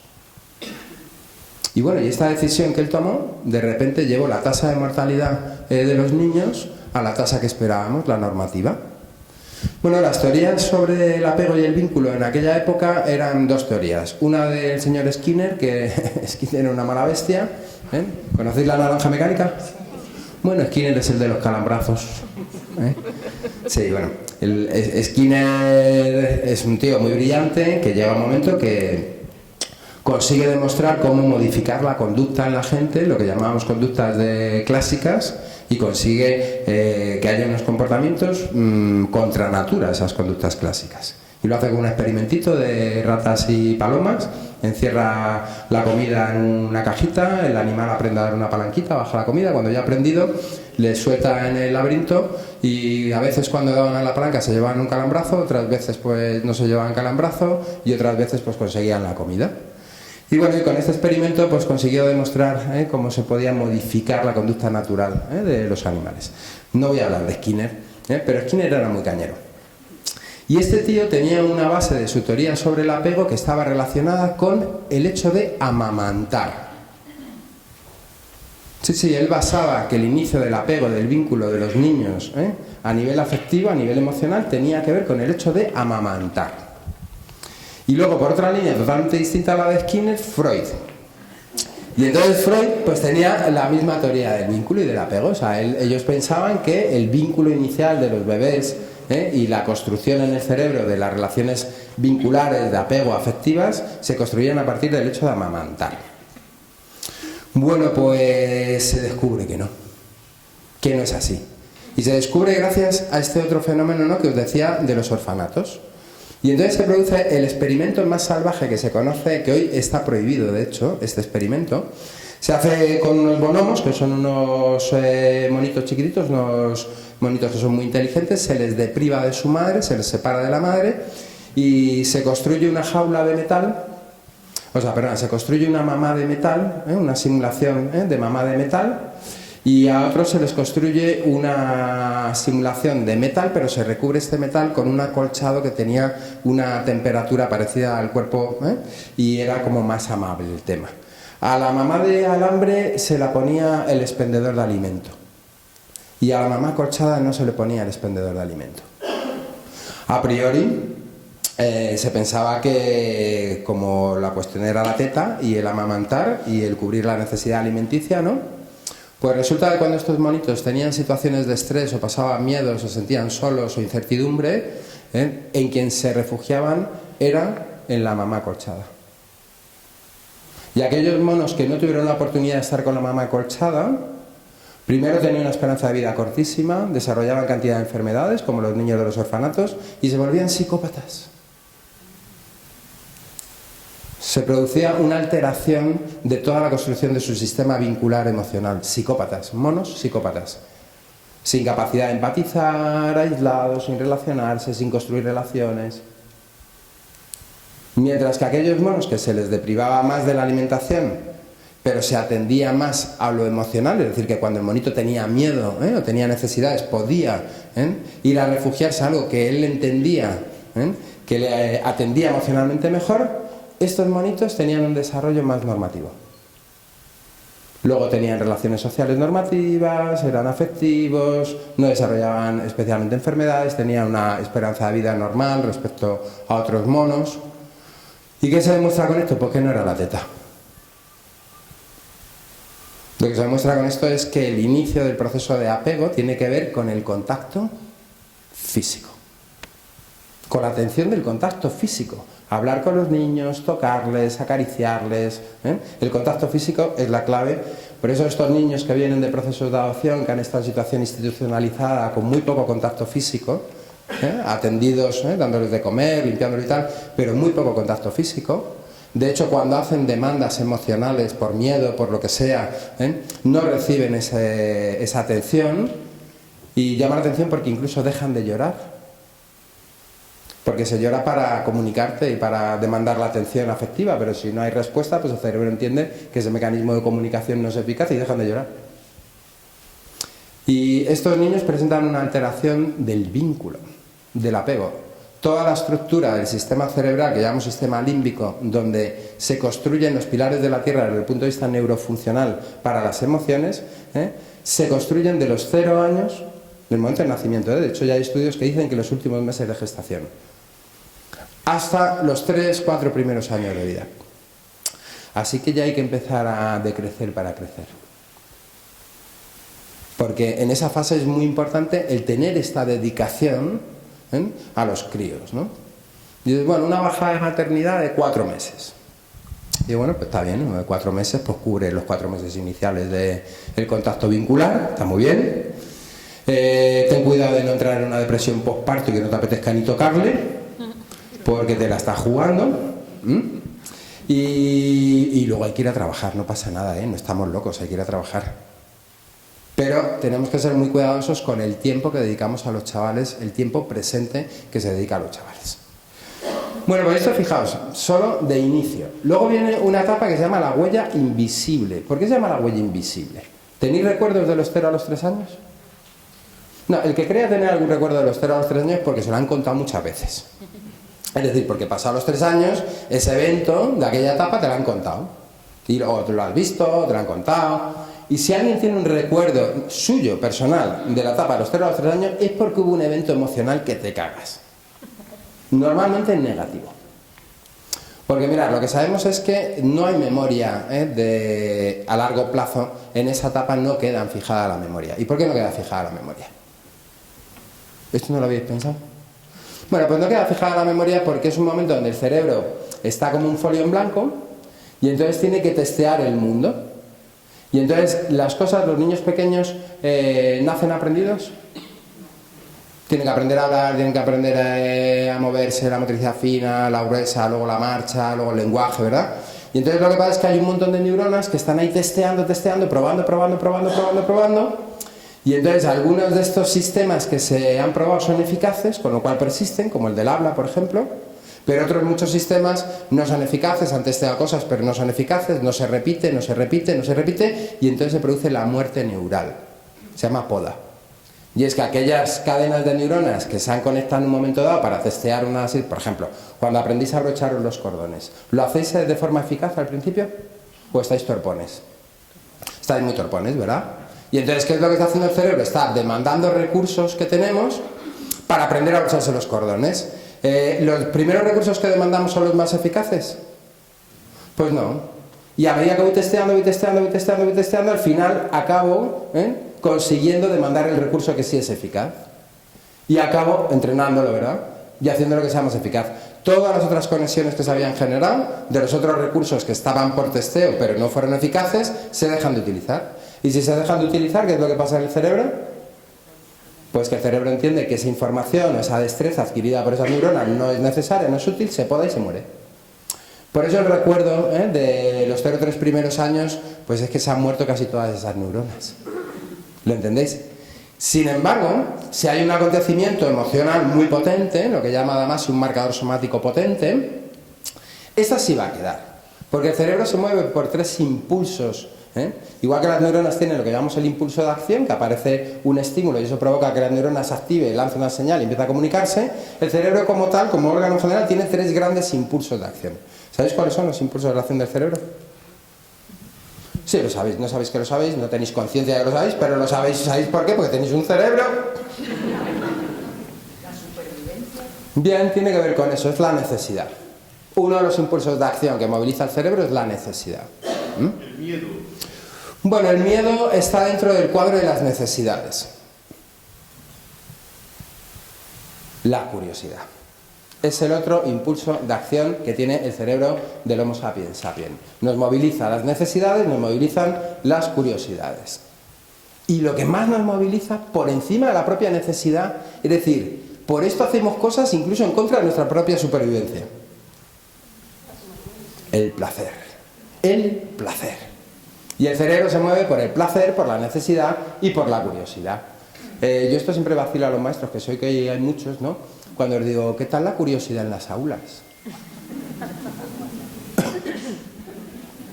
Cuando estoy viendo la planta 6 años consecutivos, el mismo contenido, de la misma manera, en el mismo escenario, con los mismos materiales. ¿Y el placer? ¡Uy, el placer! En quinto de primaria, cuando viene la semana de la planta, están como locos que no duermen. De placer, del regustillo que le da solo imaginarlo. Y la necesidad de la planta, cuando tienen la comida en la nevera, que no necesitan la planta para nada estos. Sí, lo digo así de broma, porque fíjate, siendo los grandes impulsos de acción del cerebro que activan los dispositivos del aprendizaje, que no es el tema de hoy, tenemos aulas donde la curiosidad brilla por su ausencia, el placer pues queda muy en segundo plano, ¿no? Y la necesidad, pues ya me contaréis. Bueno, volviendo a lo que íbamos. Entonces, estábamos en esto de que estamos en la fase de la huella invisible. ¿Y qué significa la huella invisible?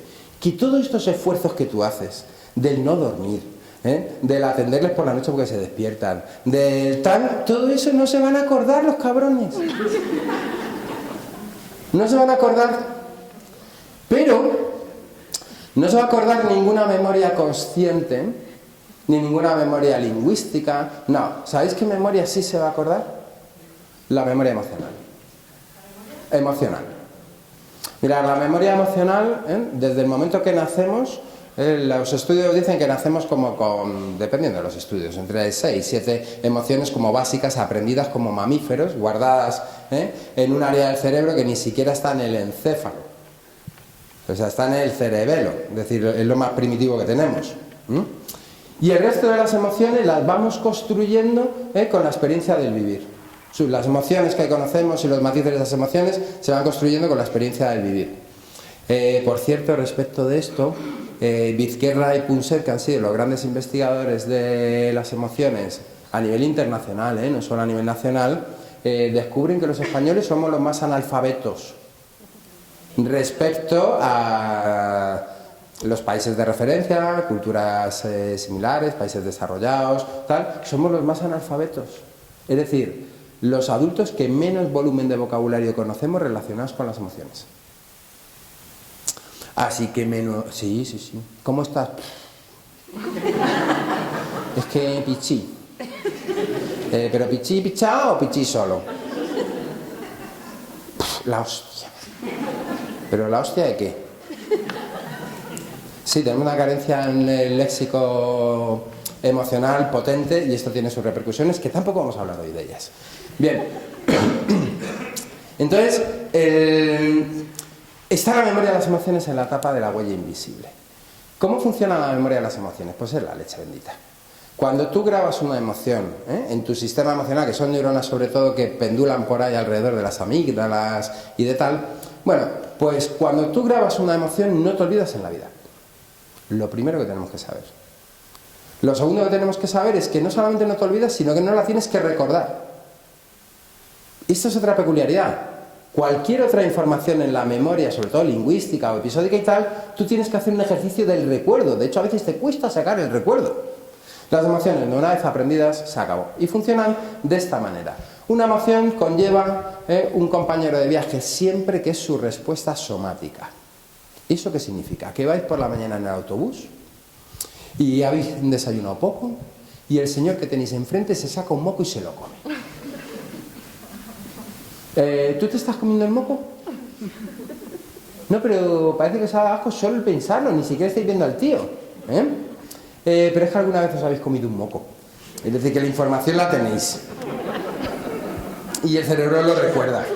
Entonces, cuando yo visualizo la acción, de repente, ¿qué es lo que se produce? Yo visualizo la acción, el cerebro identifica la información, lo que significa, y me activa una emoción. ¿Qué es realmente la activación de una emoción? Lo que activa es una descarga neuroquímica que provoca una sensación física. Y entonces te viene incluso una arcada.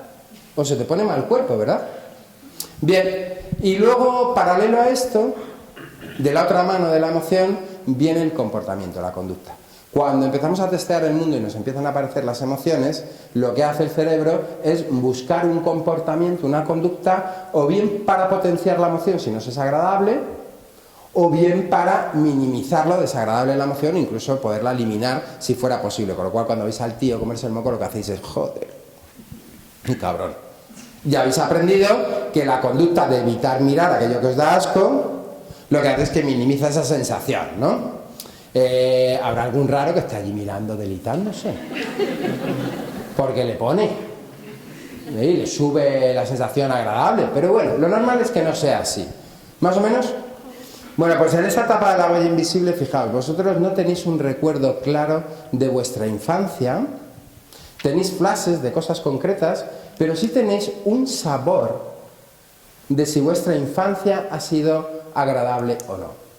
¿Entendéis? Es decir, tenéis flashes de algunos recuerdos que muchos de ellos están súper tuneados porque son recuerdos que habéis tuneado mucho, que los habéis modificado mucho y que vienen muy condicionados por los recuerdos que os han contado también, Pero la sensación esta de si habéis tenido una infancia que mola o no mola, es una sensación emocional. ¿Lo entendéis? Bien. ¿Y esto es importante? Pues sí es importante. ¿Por qué es importante?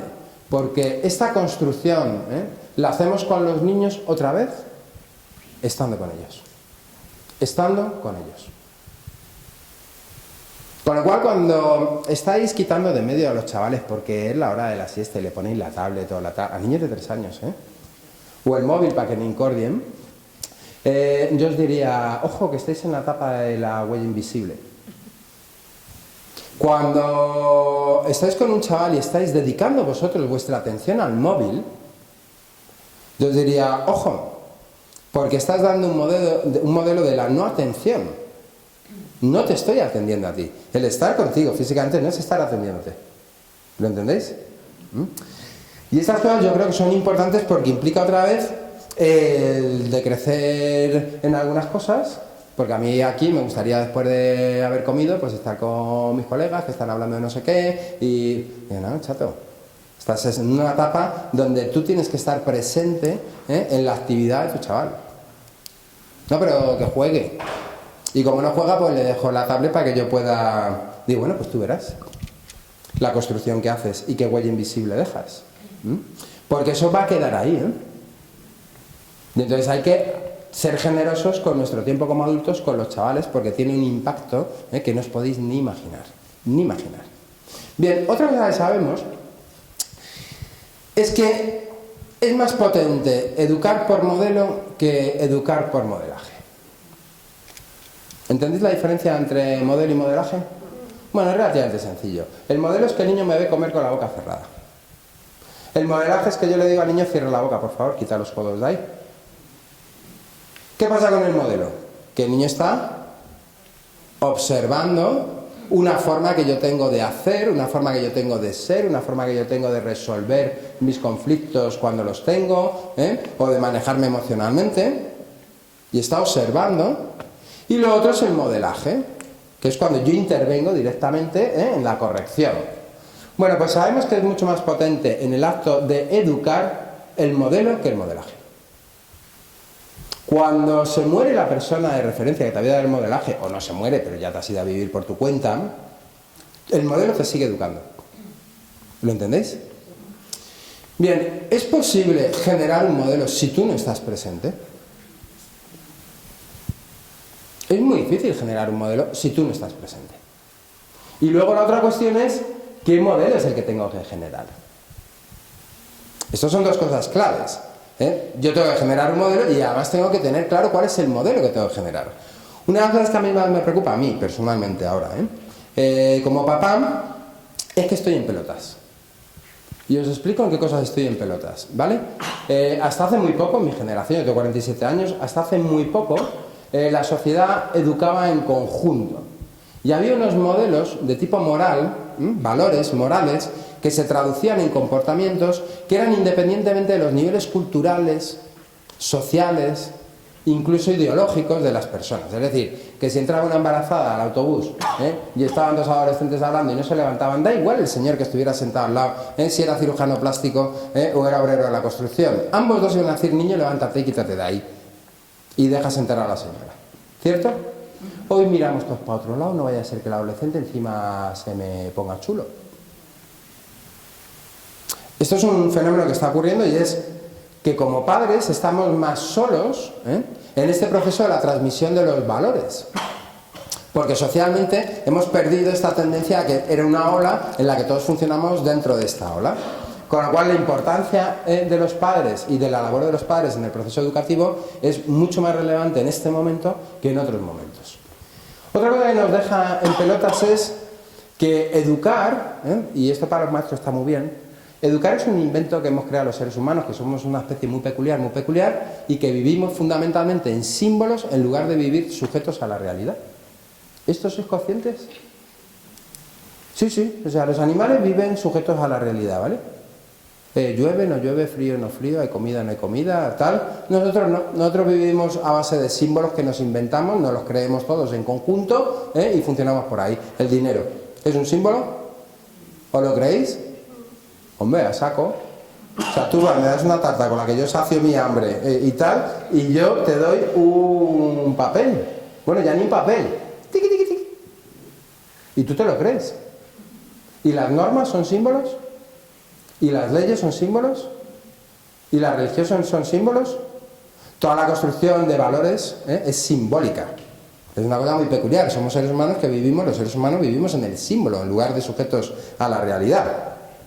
Bueno, pues educar es un invento de los seres humanos donde en un momento dado toman la decisión o entienden que es importante para sobrevivir el transmitir los conocimientos que habíamos ido acumulando como especie.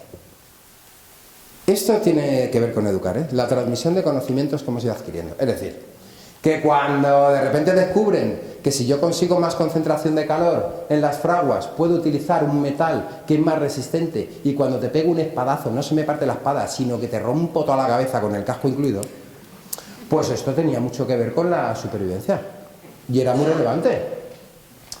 Y entonces deciden que es importante contarle a los cachorros este descubrimiento. Oye, que sepas que con mayor concentración de calor en la fragua puedes utilizar este metal y este metal, vamos, es que no nos gana ni Dios. ¿Lo entendemos? Y entonces deciden que para ese calor pues es el carbón en lugar de la madera. Todo eso había que transmitirlo. Pero luego algo muy importante, que esto para los profes es fundamental, no solamente es importante transmitir los conocimientos, sino que no tienen ningún valor los conocimientos si esos conocimientos no van de la mano de un hacer, de una competencia. Es decir, que si yo le enseño a alguien a hacer espadas o a hacer cascos, ¿para qué coño sirve saber que la concentración de calor me permite trabajar con un metal más resistente? ¿Lo entendéis?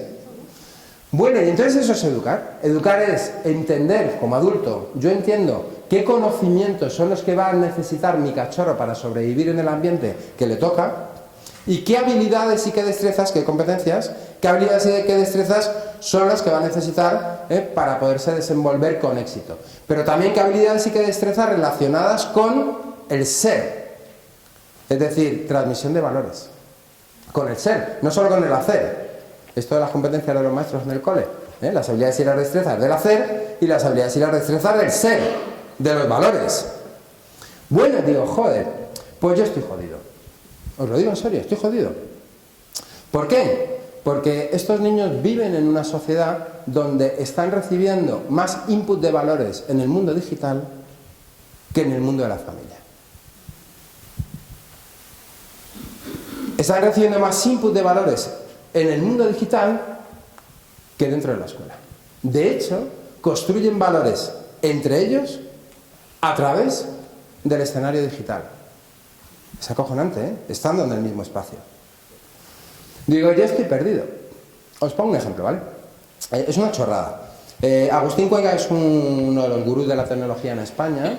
Este tío, estábamos cenando y estaba Junior, que es su hijo, y tenía una bronca Junior con su padre porque Junior había hecho un comentario en Twitter y el padre le había puesto a parir en Twitter. Y entonces el tío estaba mosqueado porque le había puesto en evidencia delante de los compañeros, delante tal. Y entonces su padre le dijo, mira hijo, si tú me hubieras invitado al Facebook y dices una gilipollez como la que has dicho en Twitter, yo me tendría que callar. Porque esto es una invitación a una fiesta. Tú me has invitado para ir al Facebook y yo estar en tu Facebook tengo que estar invitado. Con lo cual, es como si me invitas a tu casa a una fiesta.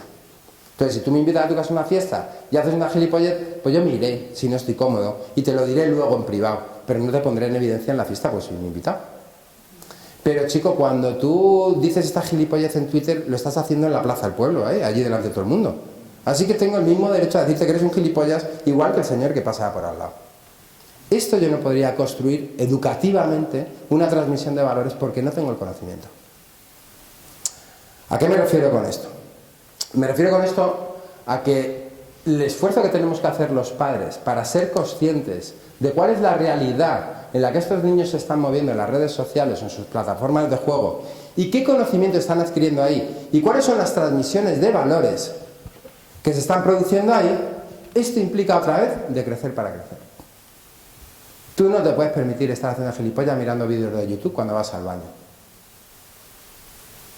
Porque tú tienes que invertir ese tiempo en entender cómo funcionan estas plataformas donde tu hijo está teniendo las relaciones sociales y está construyendo las relaciones afectivas y está construyendo un marco de valores. Y si tú eso no lo entiendes, ¿cómo le vas a educar? Yo me lo planteo, es decir, ¿cómo como adultos vais a conseguir tomar decisiones respecto a qué conocimientos, qué habilidades, qué destrezas y qué marco de valores necesitan? Me explico de otra manera.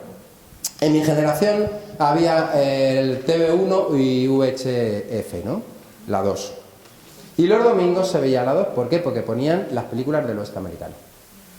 Y entonces toda mi generación terminaba de comer y allí que estábamos viendo las películas, nos sabemos todas las pelis del oeste americano, todas las buenas, las malas, los spaghetti western, todas. Mi padre no me prohibía ver las películas del oeste americano. No me prohibía, pero tenía el conocimiento para compensar luego educativamente lo que su hijo estaba haciendo. Es decir, que luego me cogía mi padre y me decía, hijo, ¿tú sabes que los indios vivían allí de puta madre? En relación con la naturaleza, que solo mataban aquello que necesitaban para comer, que la mujer tenía un papel en su sociedad muy relevante. ¿Y tú sabes que toda esta panda de delincuentes eran casi todos delincuentes los que venían aquí a colonizar? Que les conmutaban las penas en sus países para venir a colonizar, y que se cepillaron a los niños y a las mujeres con violencia y mataron a los animales por ello. Es decir, que tenía el conocimiento que le permitía educarme en lugar de prohibirme, ¿lo entendéis? Y generarme un marco de valores. Yo no dejo que no le digo a mi hijo que no vea las películas del oeste, no, ajusto el proceso y le hago tomar conciencia y un marco de valores respecto a esa realidad con la que él se está relacionando. ¿Sois capaces de hacer esto? No tenéis ni idea. Y eso implica un decrecimiento para crecer de verdad. Es decir, implica una inversión de tiempo en la adquisición de los conocimientos de aquellas áreas, de aquellos espacios donde vuestros hijos se están desarrollando personalmente. Y sin esto no podéis transmitir valores. Es decir, que cuando tú como papá estás dedicando tu tiempo a tu ocio, me parece muy bien y sano porque también eres una persona. Pero tienes que decrecer en tu ocio y en tus espacios de ocio para tener niveles de formación que te permitan generar un marco de valor a tu hijo que no se lo van a generar ni en la escuela ni en la sociedad en general. Y este es un momento muy crítico social, el que estamos viviendo en este sentido. Donde yo creo que la responsabilidad de las familias es infinitamente mayor a otros momentos donde teníamos este apoyo de la comunidad, del clan, o del barrio, o del clan, y ahora no lo tenemos. Con lo cual ha aumentado el nivel de responsabilidad individual que tenéis los papás a este respecto. Bien, salgo de esta paja mental. Cuando se analiza qué es lo que es realmente importante para el desempeño de los chavales, hasta la Segunda Guerra Mundial se identificaba que lo realmente relevante o lo que creíamos que era el mejor indicador para poder analizar y anticipar cuál iba a ser el éxito de un chaval en su proceso de aprendizaje en cualquier área, escenario, se pensaba que era el cociente intelectual, el referente que teníamos que mirar para anticipar ese éxito en el desempeño en un aprendizaje. El cociente intelectual, famoso CI ese. Bueno, y luego se descubre que no. Se descubre que el principal indicador para poder anticipar cuál va a ser el desempeño de cualquier chaval y cualquier adulto, en un proceso de aprendizaje es la función ejecutiva, la pedrada que tienen los TDAH. Es decir, la capacidad de controlar consciente y voluntariamente mi atención, la capacidad de organizarme, planificarme, ser perseverante, voluntarioso, inhibirme, regularme emocionalmente, es decir, no actuar como un animalillo, tener autogobierno. Y visualizar el futuro y hacer esfuerzos con perseverancias hacia el futuro, sacrificando cosas del presente, que tienen menos importancia que ese objetivo de futuro. O sea, ahí es nada, la hostia. Bueno, y este se considera que es el principal indicador, la función ejecutiva. Bueno, pues hoy sabemos que tampoco es la función ejecutiva. Es muy relevante la función ejecutiva, mucho más importante que la capacidad intelectual, pero lo más importante que sabemos hoy es que la mentalidad de crecimiento es más relevante como indicador de desempeño que la capacidad intelectual y la propia función ejecutiva. ¿Sabéis lo que es la mentalidad de crecimiento? Sí, tiene mucho que ver con las creencias. Como somos seres simbólicos, pues resulta que al final las creencias son importantísimas. Pues mirad, si yo me voy como padre al paso de la función ejecutiva, que es tremendamente relevante, ¿qué es lo que me preocupa? La función ejecutiva, que es una estructura de neuronas que conectadas en red crean un sistema capaz de activar operaciones como el ser capaz de controlar la atención, organizarme o inhibirme o regularme emocionalmente o visualizar el futuro o ser perseverante, es el área del cerebro más sensible al entrenamiento que conocemos. Y los niños están perdiendo todo el entrenamiento ecológico. Todo el entrenamiento ecológico. ¿Sabéis cómo se entrena la función ejecutiva de forma ecológica? Con los juegos de mesa. Todos los estudios indican que los juegos de mesa son de los grandes entrenadores de la función ejecutiva a nivel ecológico. ¿Por qué? Porque requiere que yo tenga la norma online activa en la memoria operativa, función ejecutiva. Porque requiere que yo supervise y monitorice lo que voy haciendo en el juego. Y las estrategias y las tomas de decisiones que voy tomando in situ. Porque a veces las tengo que variar, porque yo iba con esta estrategia, el otro toma esta decisión y me modifica la estrategia. Y como no tomé conciencia, para tomar por culo el juego. Y la inhibición, porque me ha puesto el alfil a huevo. Pero es que yo estoy posicionándome en el tablero allí, entonces no toco el alfil y me inhibo y aguanto. Porque estoy pensando en el futuro. Pero no penséis en el ajedrez, los juegos de mesa en general. Anda, ¿por qué no vais a jugar un ratito al parchís? Digo, porque a los niños no les gusta jugar a los juegos de mesa si no están los adultos. O sea, si tú lo haces para quitártelos de en medio, pues darle la tablet porque te va a haber menos resistencia. No juegan en la calle. Es que, Josécho, es que si le digo de salir al campo, aquí a las sierras, que se ponen de un pesado, digo, ya, claro que se ponen pesados, hasta que salen. Y cuando salen luego, pues se lo pasan bien. Y cuando vuelven, ¿qué te has pasado? Pues van a intentar que no te quede muy claro que se lo han pasado bien, pero tú lo ves. No, pero es que yo estoy fundido de toda la semana, salir, tal. Digo, pues nada, a por ello, tío. De crecer para crecer. ¿Entendéis? Bien, cuando os pongo esto en valor, cuando se analiza en el año 2000 algo, sí, yo creo que era 2000, un grupo de expertos en Estados Unidos de diferentes ámbitos de la investigación analiza los beneficios del uso de las pantallas en los chavales, las redes sociales, los juegos y tal. Y la predicción que se hace es bastante favorable respecto al acceso a la información, a poder generar criterio, a una serie de cosas, ¿no? Cuando se replica este mismo estudio con la primera generación digital ya en el año 2012-2013, estos mismos expertos detectan que lo que está ocurriendo con las redes sociales es tremendo, uno, desde el punto de vista emocional. Bueno, os voy a poner un ejemplo tonto, ¿vale? Niños que están saliendo y que han compartido experiencias sexuales, sus primeras experiencias sexuales y afectivas potentes, se dejan por WhatsApp. No quedan para tomarse un café y afrontar emocionalmente la situación y hablarlo, y bueno, pues voy a hacer una herida, pues a esto hay que estar presente. No, se dejan por WhatsApp. Pero ¿sabéis lo que dicen los estudios con adultos que se han conectado por plataformas de internet, de estas de ligar, y que han tenido relación de 1, 2, 3 años y han ido de vacaciones y han tenido relaciones sexuales? ¿Sabéis que se dejan por un email o por WhatsApp? La atención plena que suponen las redes sociales, por ejemplo, otra de las cosas que preocupaba, la atención plena, donde un niño puede inventarse quién es sin tener que asumir la responsabilidad de quién es de verdad. Y entonces se crea un avatar en la red, y cuando quemas avatar en este grupo porque le acaban sacando porque es un descerebrado y dice unas cosas o tal, pues en otro lado crea otro avatar y se crea otro, y todo el rato ascendidos, ¿O qué significa el que los niños no tengan espacio para el aburrimiento? Esto lo tendréis que pensar. El valor que tiene lo de aburrirse. Y cómo potencia la capacidad inhibitoria y la regulación emocional y el disparo de la creatividad y un montón de cosas. Y hasta tal punto que a mí me llamó la atención cuando en Silicon Valley, estas grandes urbanizaciones donde viven los punta de lanza de la tecnología mundial, que tienen sus supermercados, sus escuelas, sus reglas, porque son como sectas, prohíben la tecnología en sus hijos de los 0 a los 12 años. La prohíben. Sale la tecnología de sus escuelas y toman una decisión trascendental que es recuperar el contacto de los niños con la naturaleza.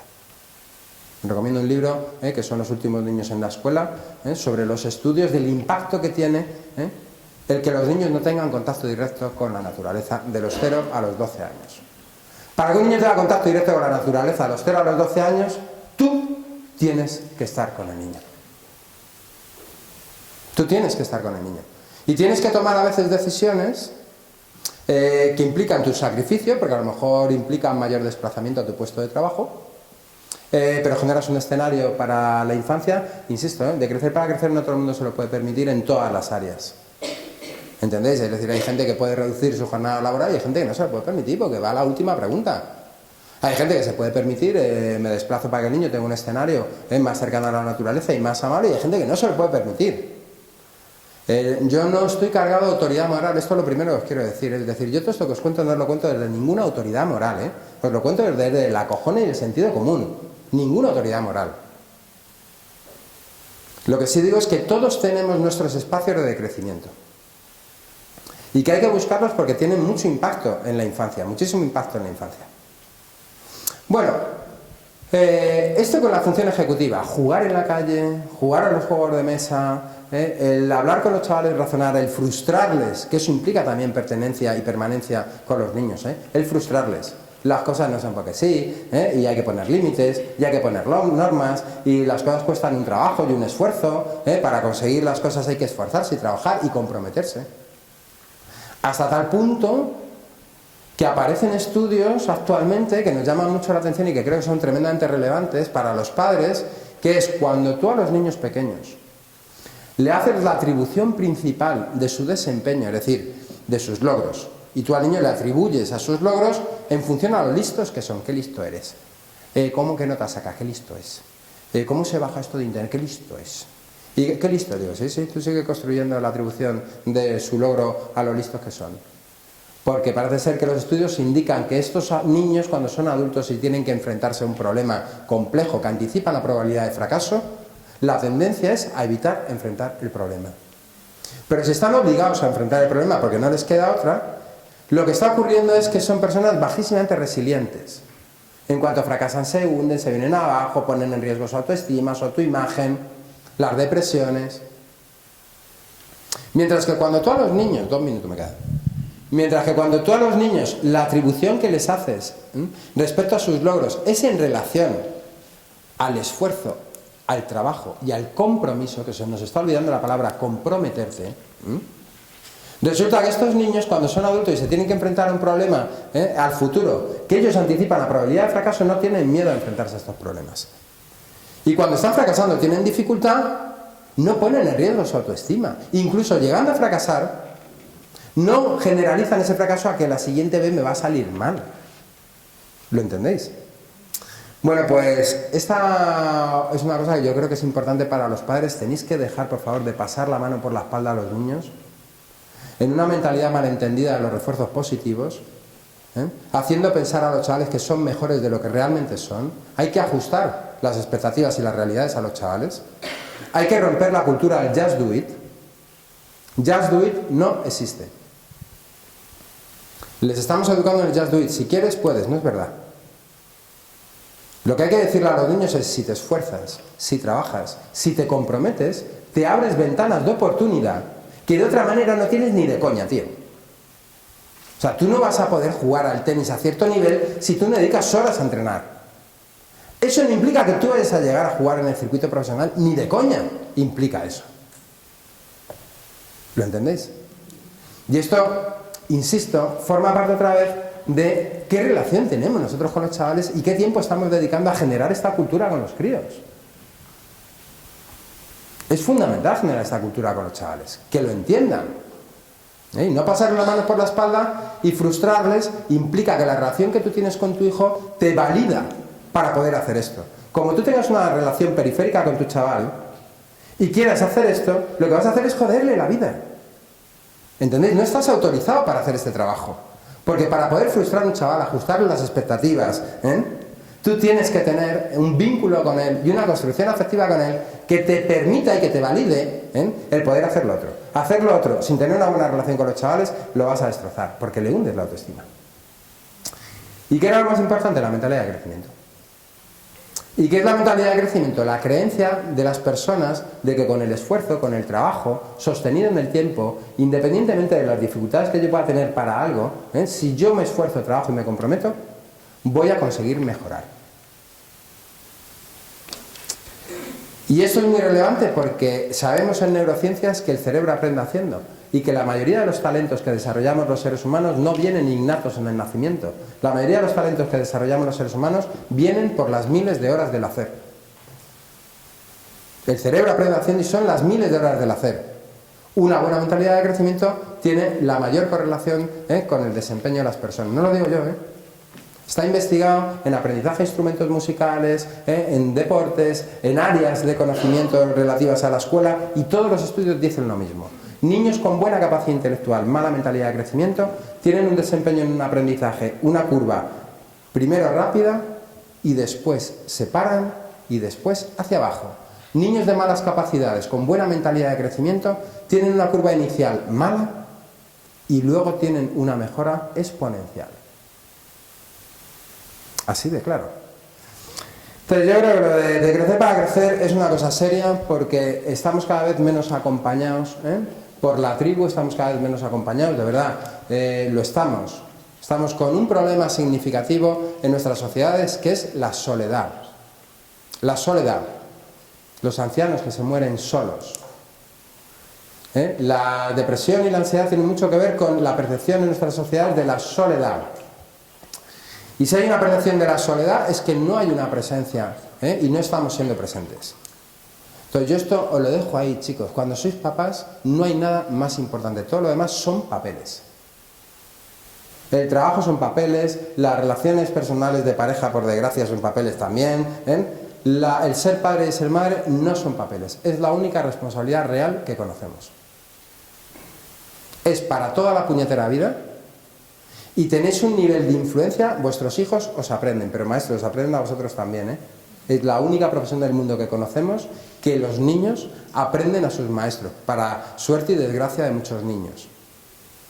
Por eso siempre digo, un maestro que entra a un aula desmotivado, o que es un pesimista, o está transmitiendo a los niños esos valores y esa conducta vital.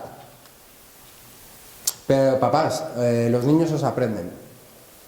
Y si no estáis presentes en su vida, cuando tengan 13, 14, 15 años, que desarrollen el pensamiento crítico del adolescente y revisen el pasado, vosotros ya vais a ser poco relevantes porque educan los colegas y modelos sociales que están fuera del ámbito de casa. Y si tú no has hecho ese trabajo bien, que luego cuando pasan la adolescencia vuelven a retomar los valores familiares, pero si no has hecho ese trabajo bien, no hay qué coño retomar. ¿Entendéis? Así que dedicar el tiempo a los niños, jugar con ellos, salir al monte con ellos, al campo, a donde sea. No estéis todo el rato obsesionados con los puñeteros estudios que no son tan relevantes como tener un buen rollo y una buena relación personal con vuestros chavales. Y si tenéis una buena relación y un buen rollo con vuestros chavales, os estáis dotando de una autoridad moral a la hora de poder luego orientar y aconsejar a un niño hacia futuro porque lo necesitan. Porque no nacen aprendidos. Si no tenéis esta vinculación emocional, habéis perdido toda vuestra autoridad moral a la hora de intentar orientar y dirigir a un chaval hacia el futuro. No os van a hacer ni puto caso, porque no están conectados en red con vosotros. Así que nada, ya termino, Carmencita, de la vida.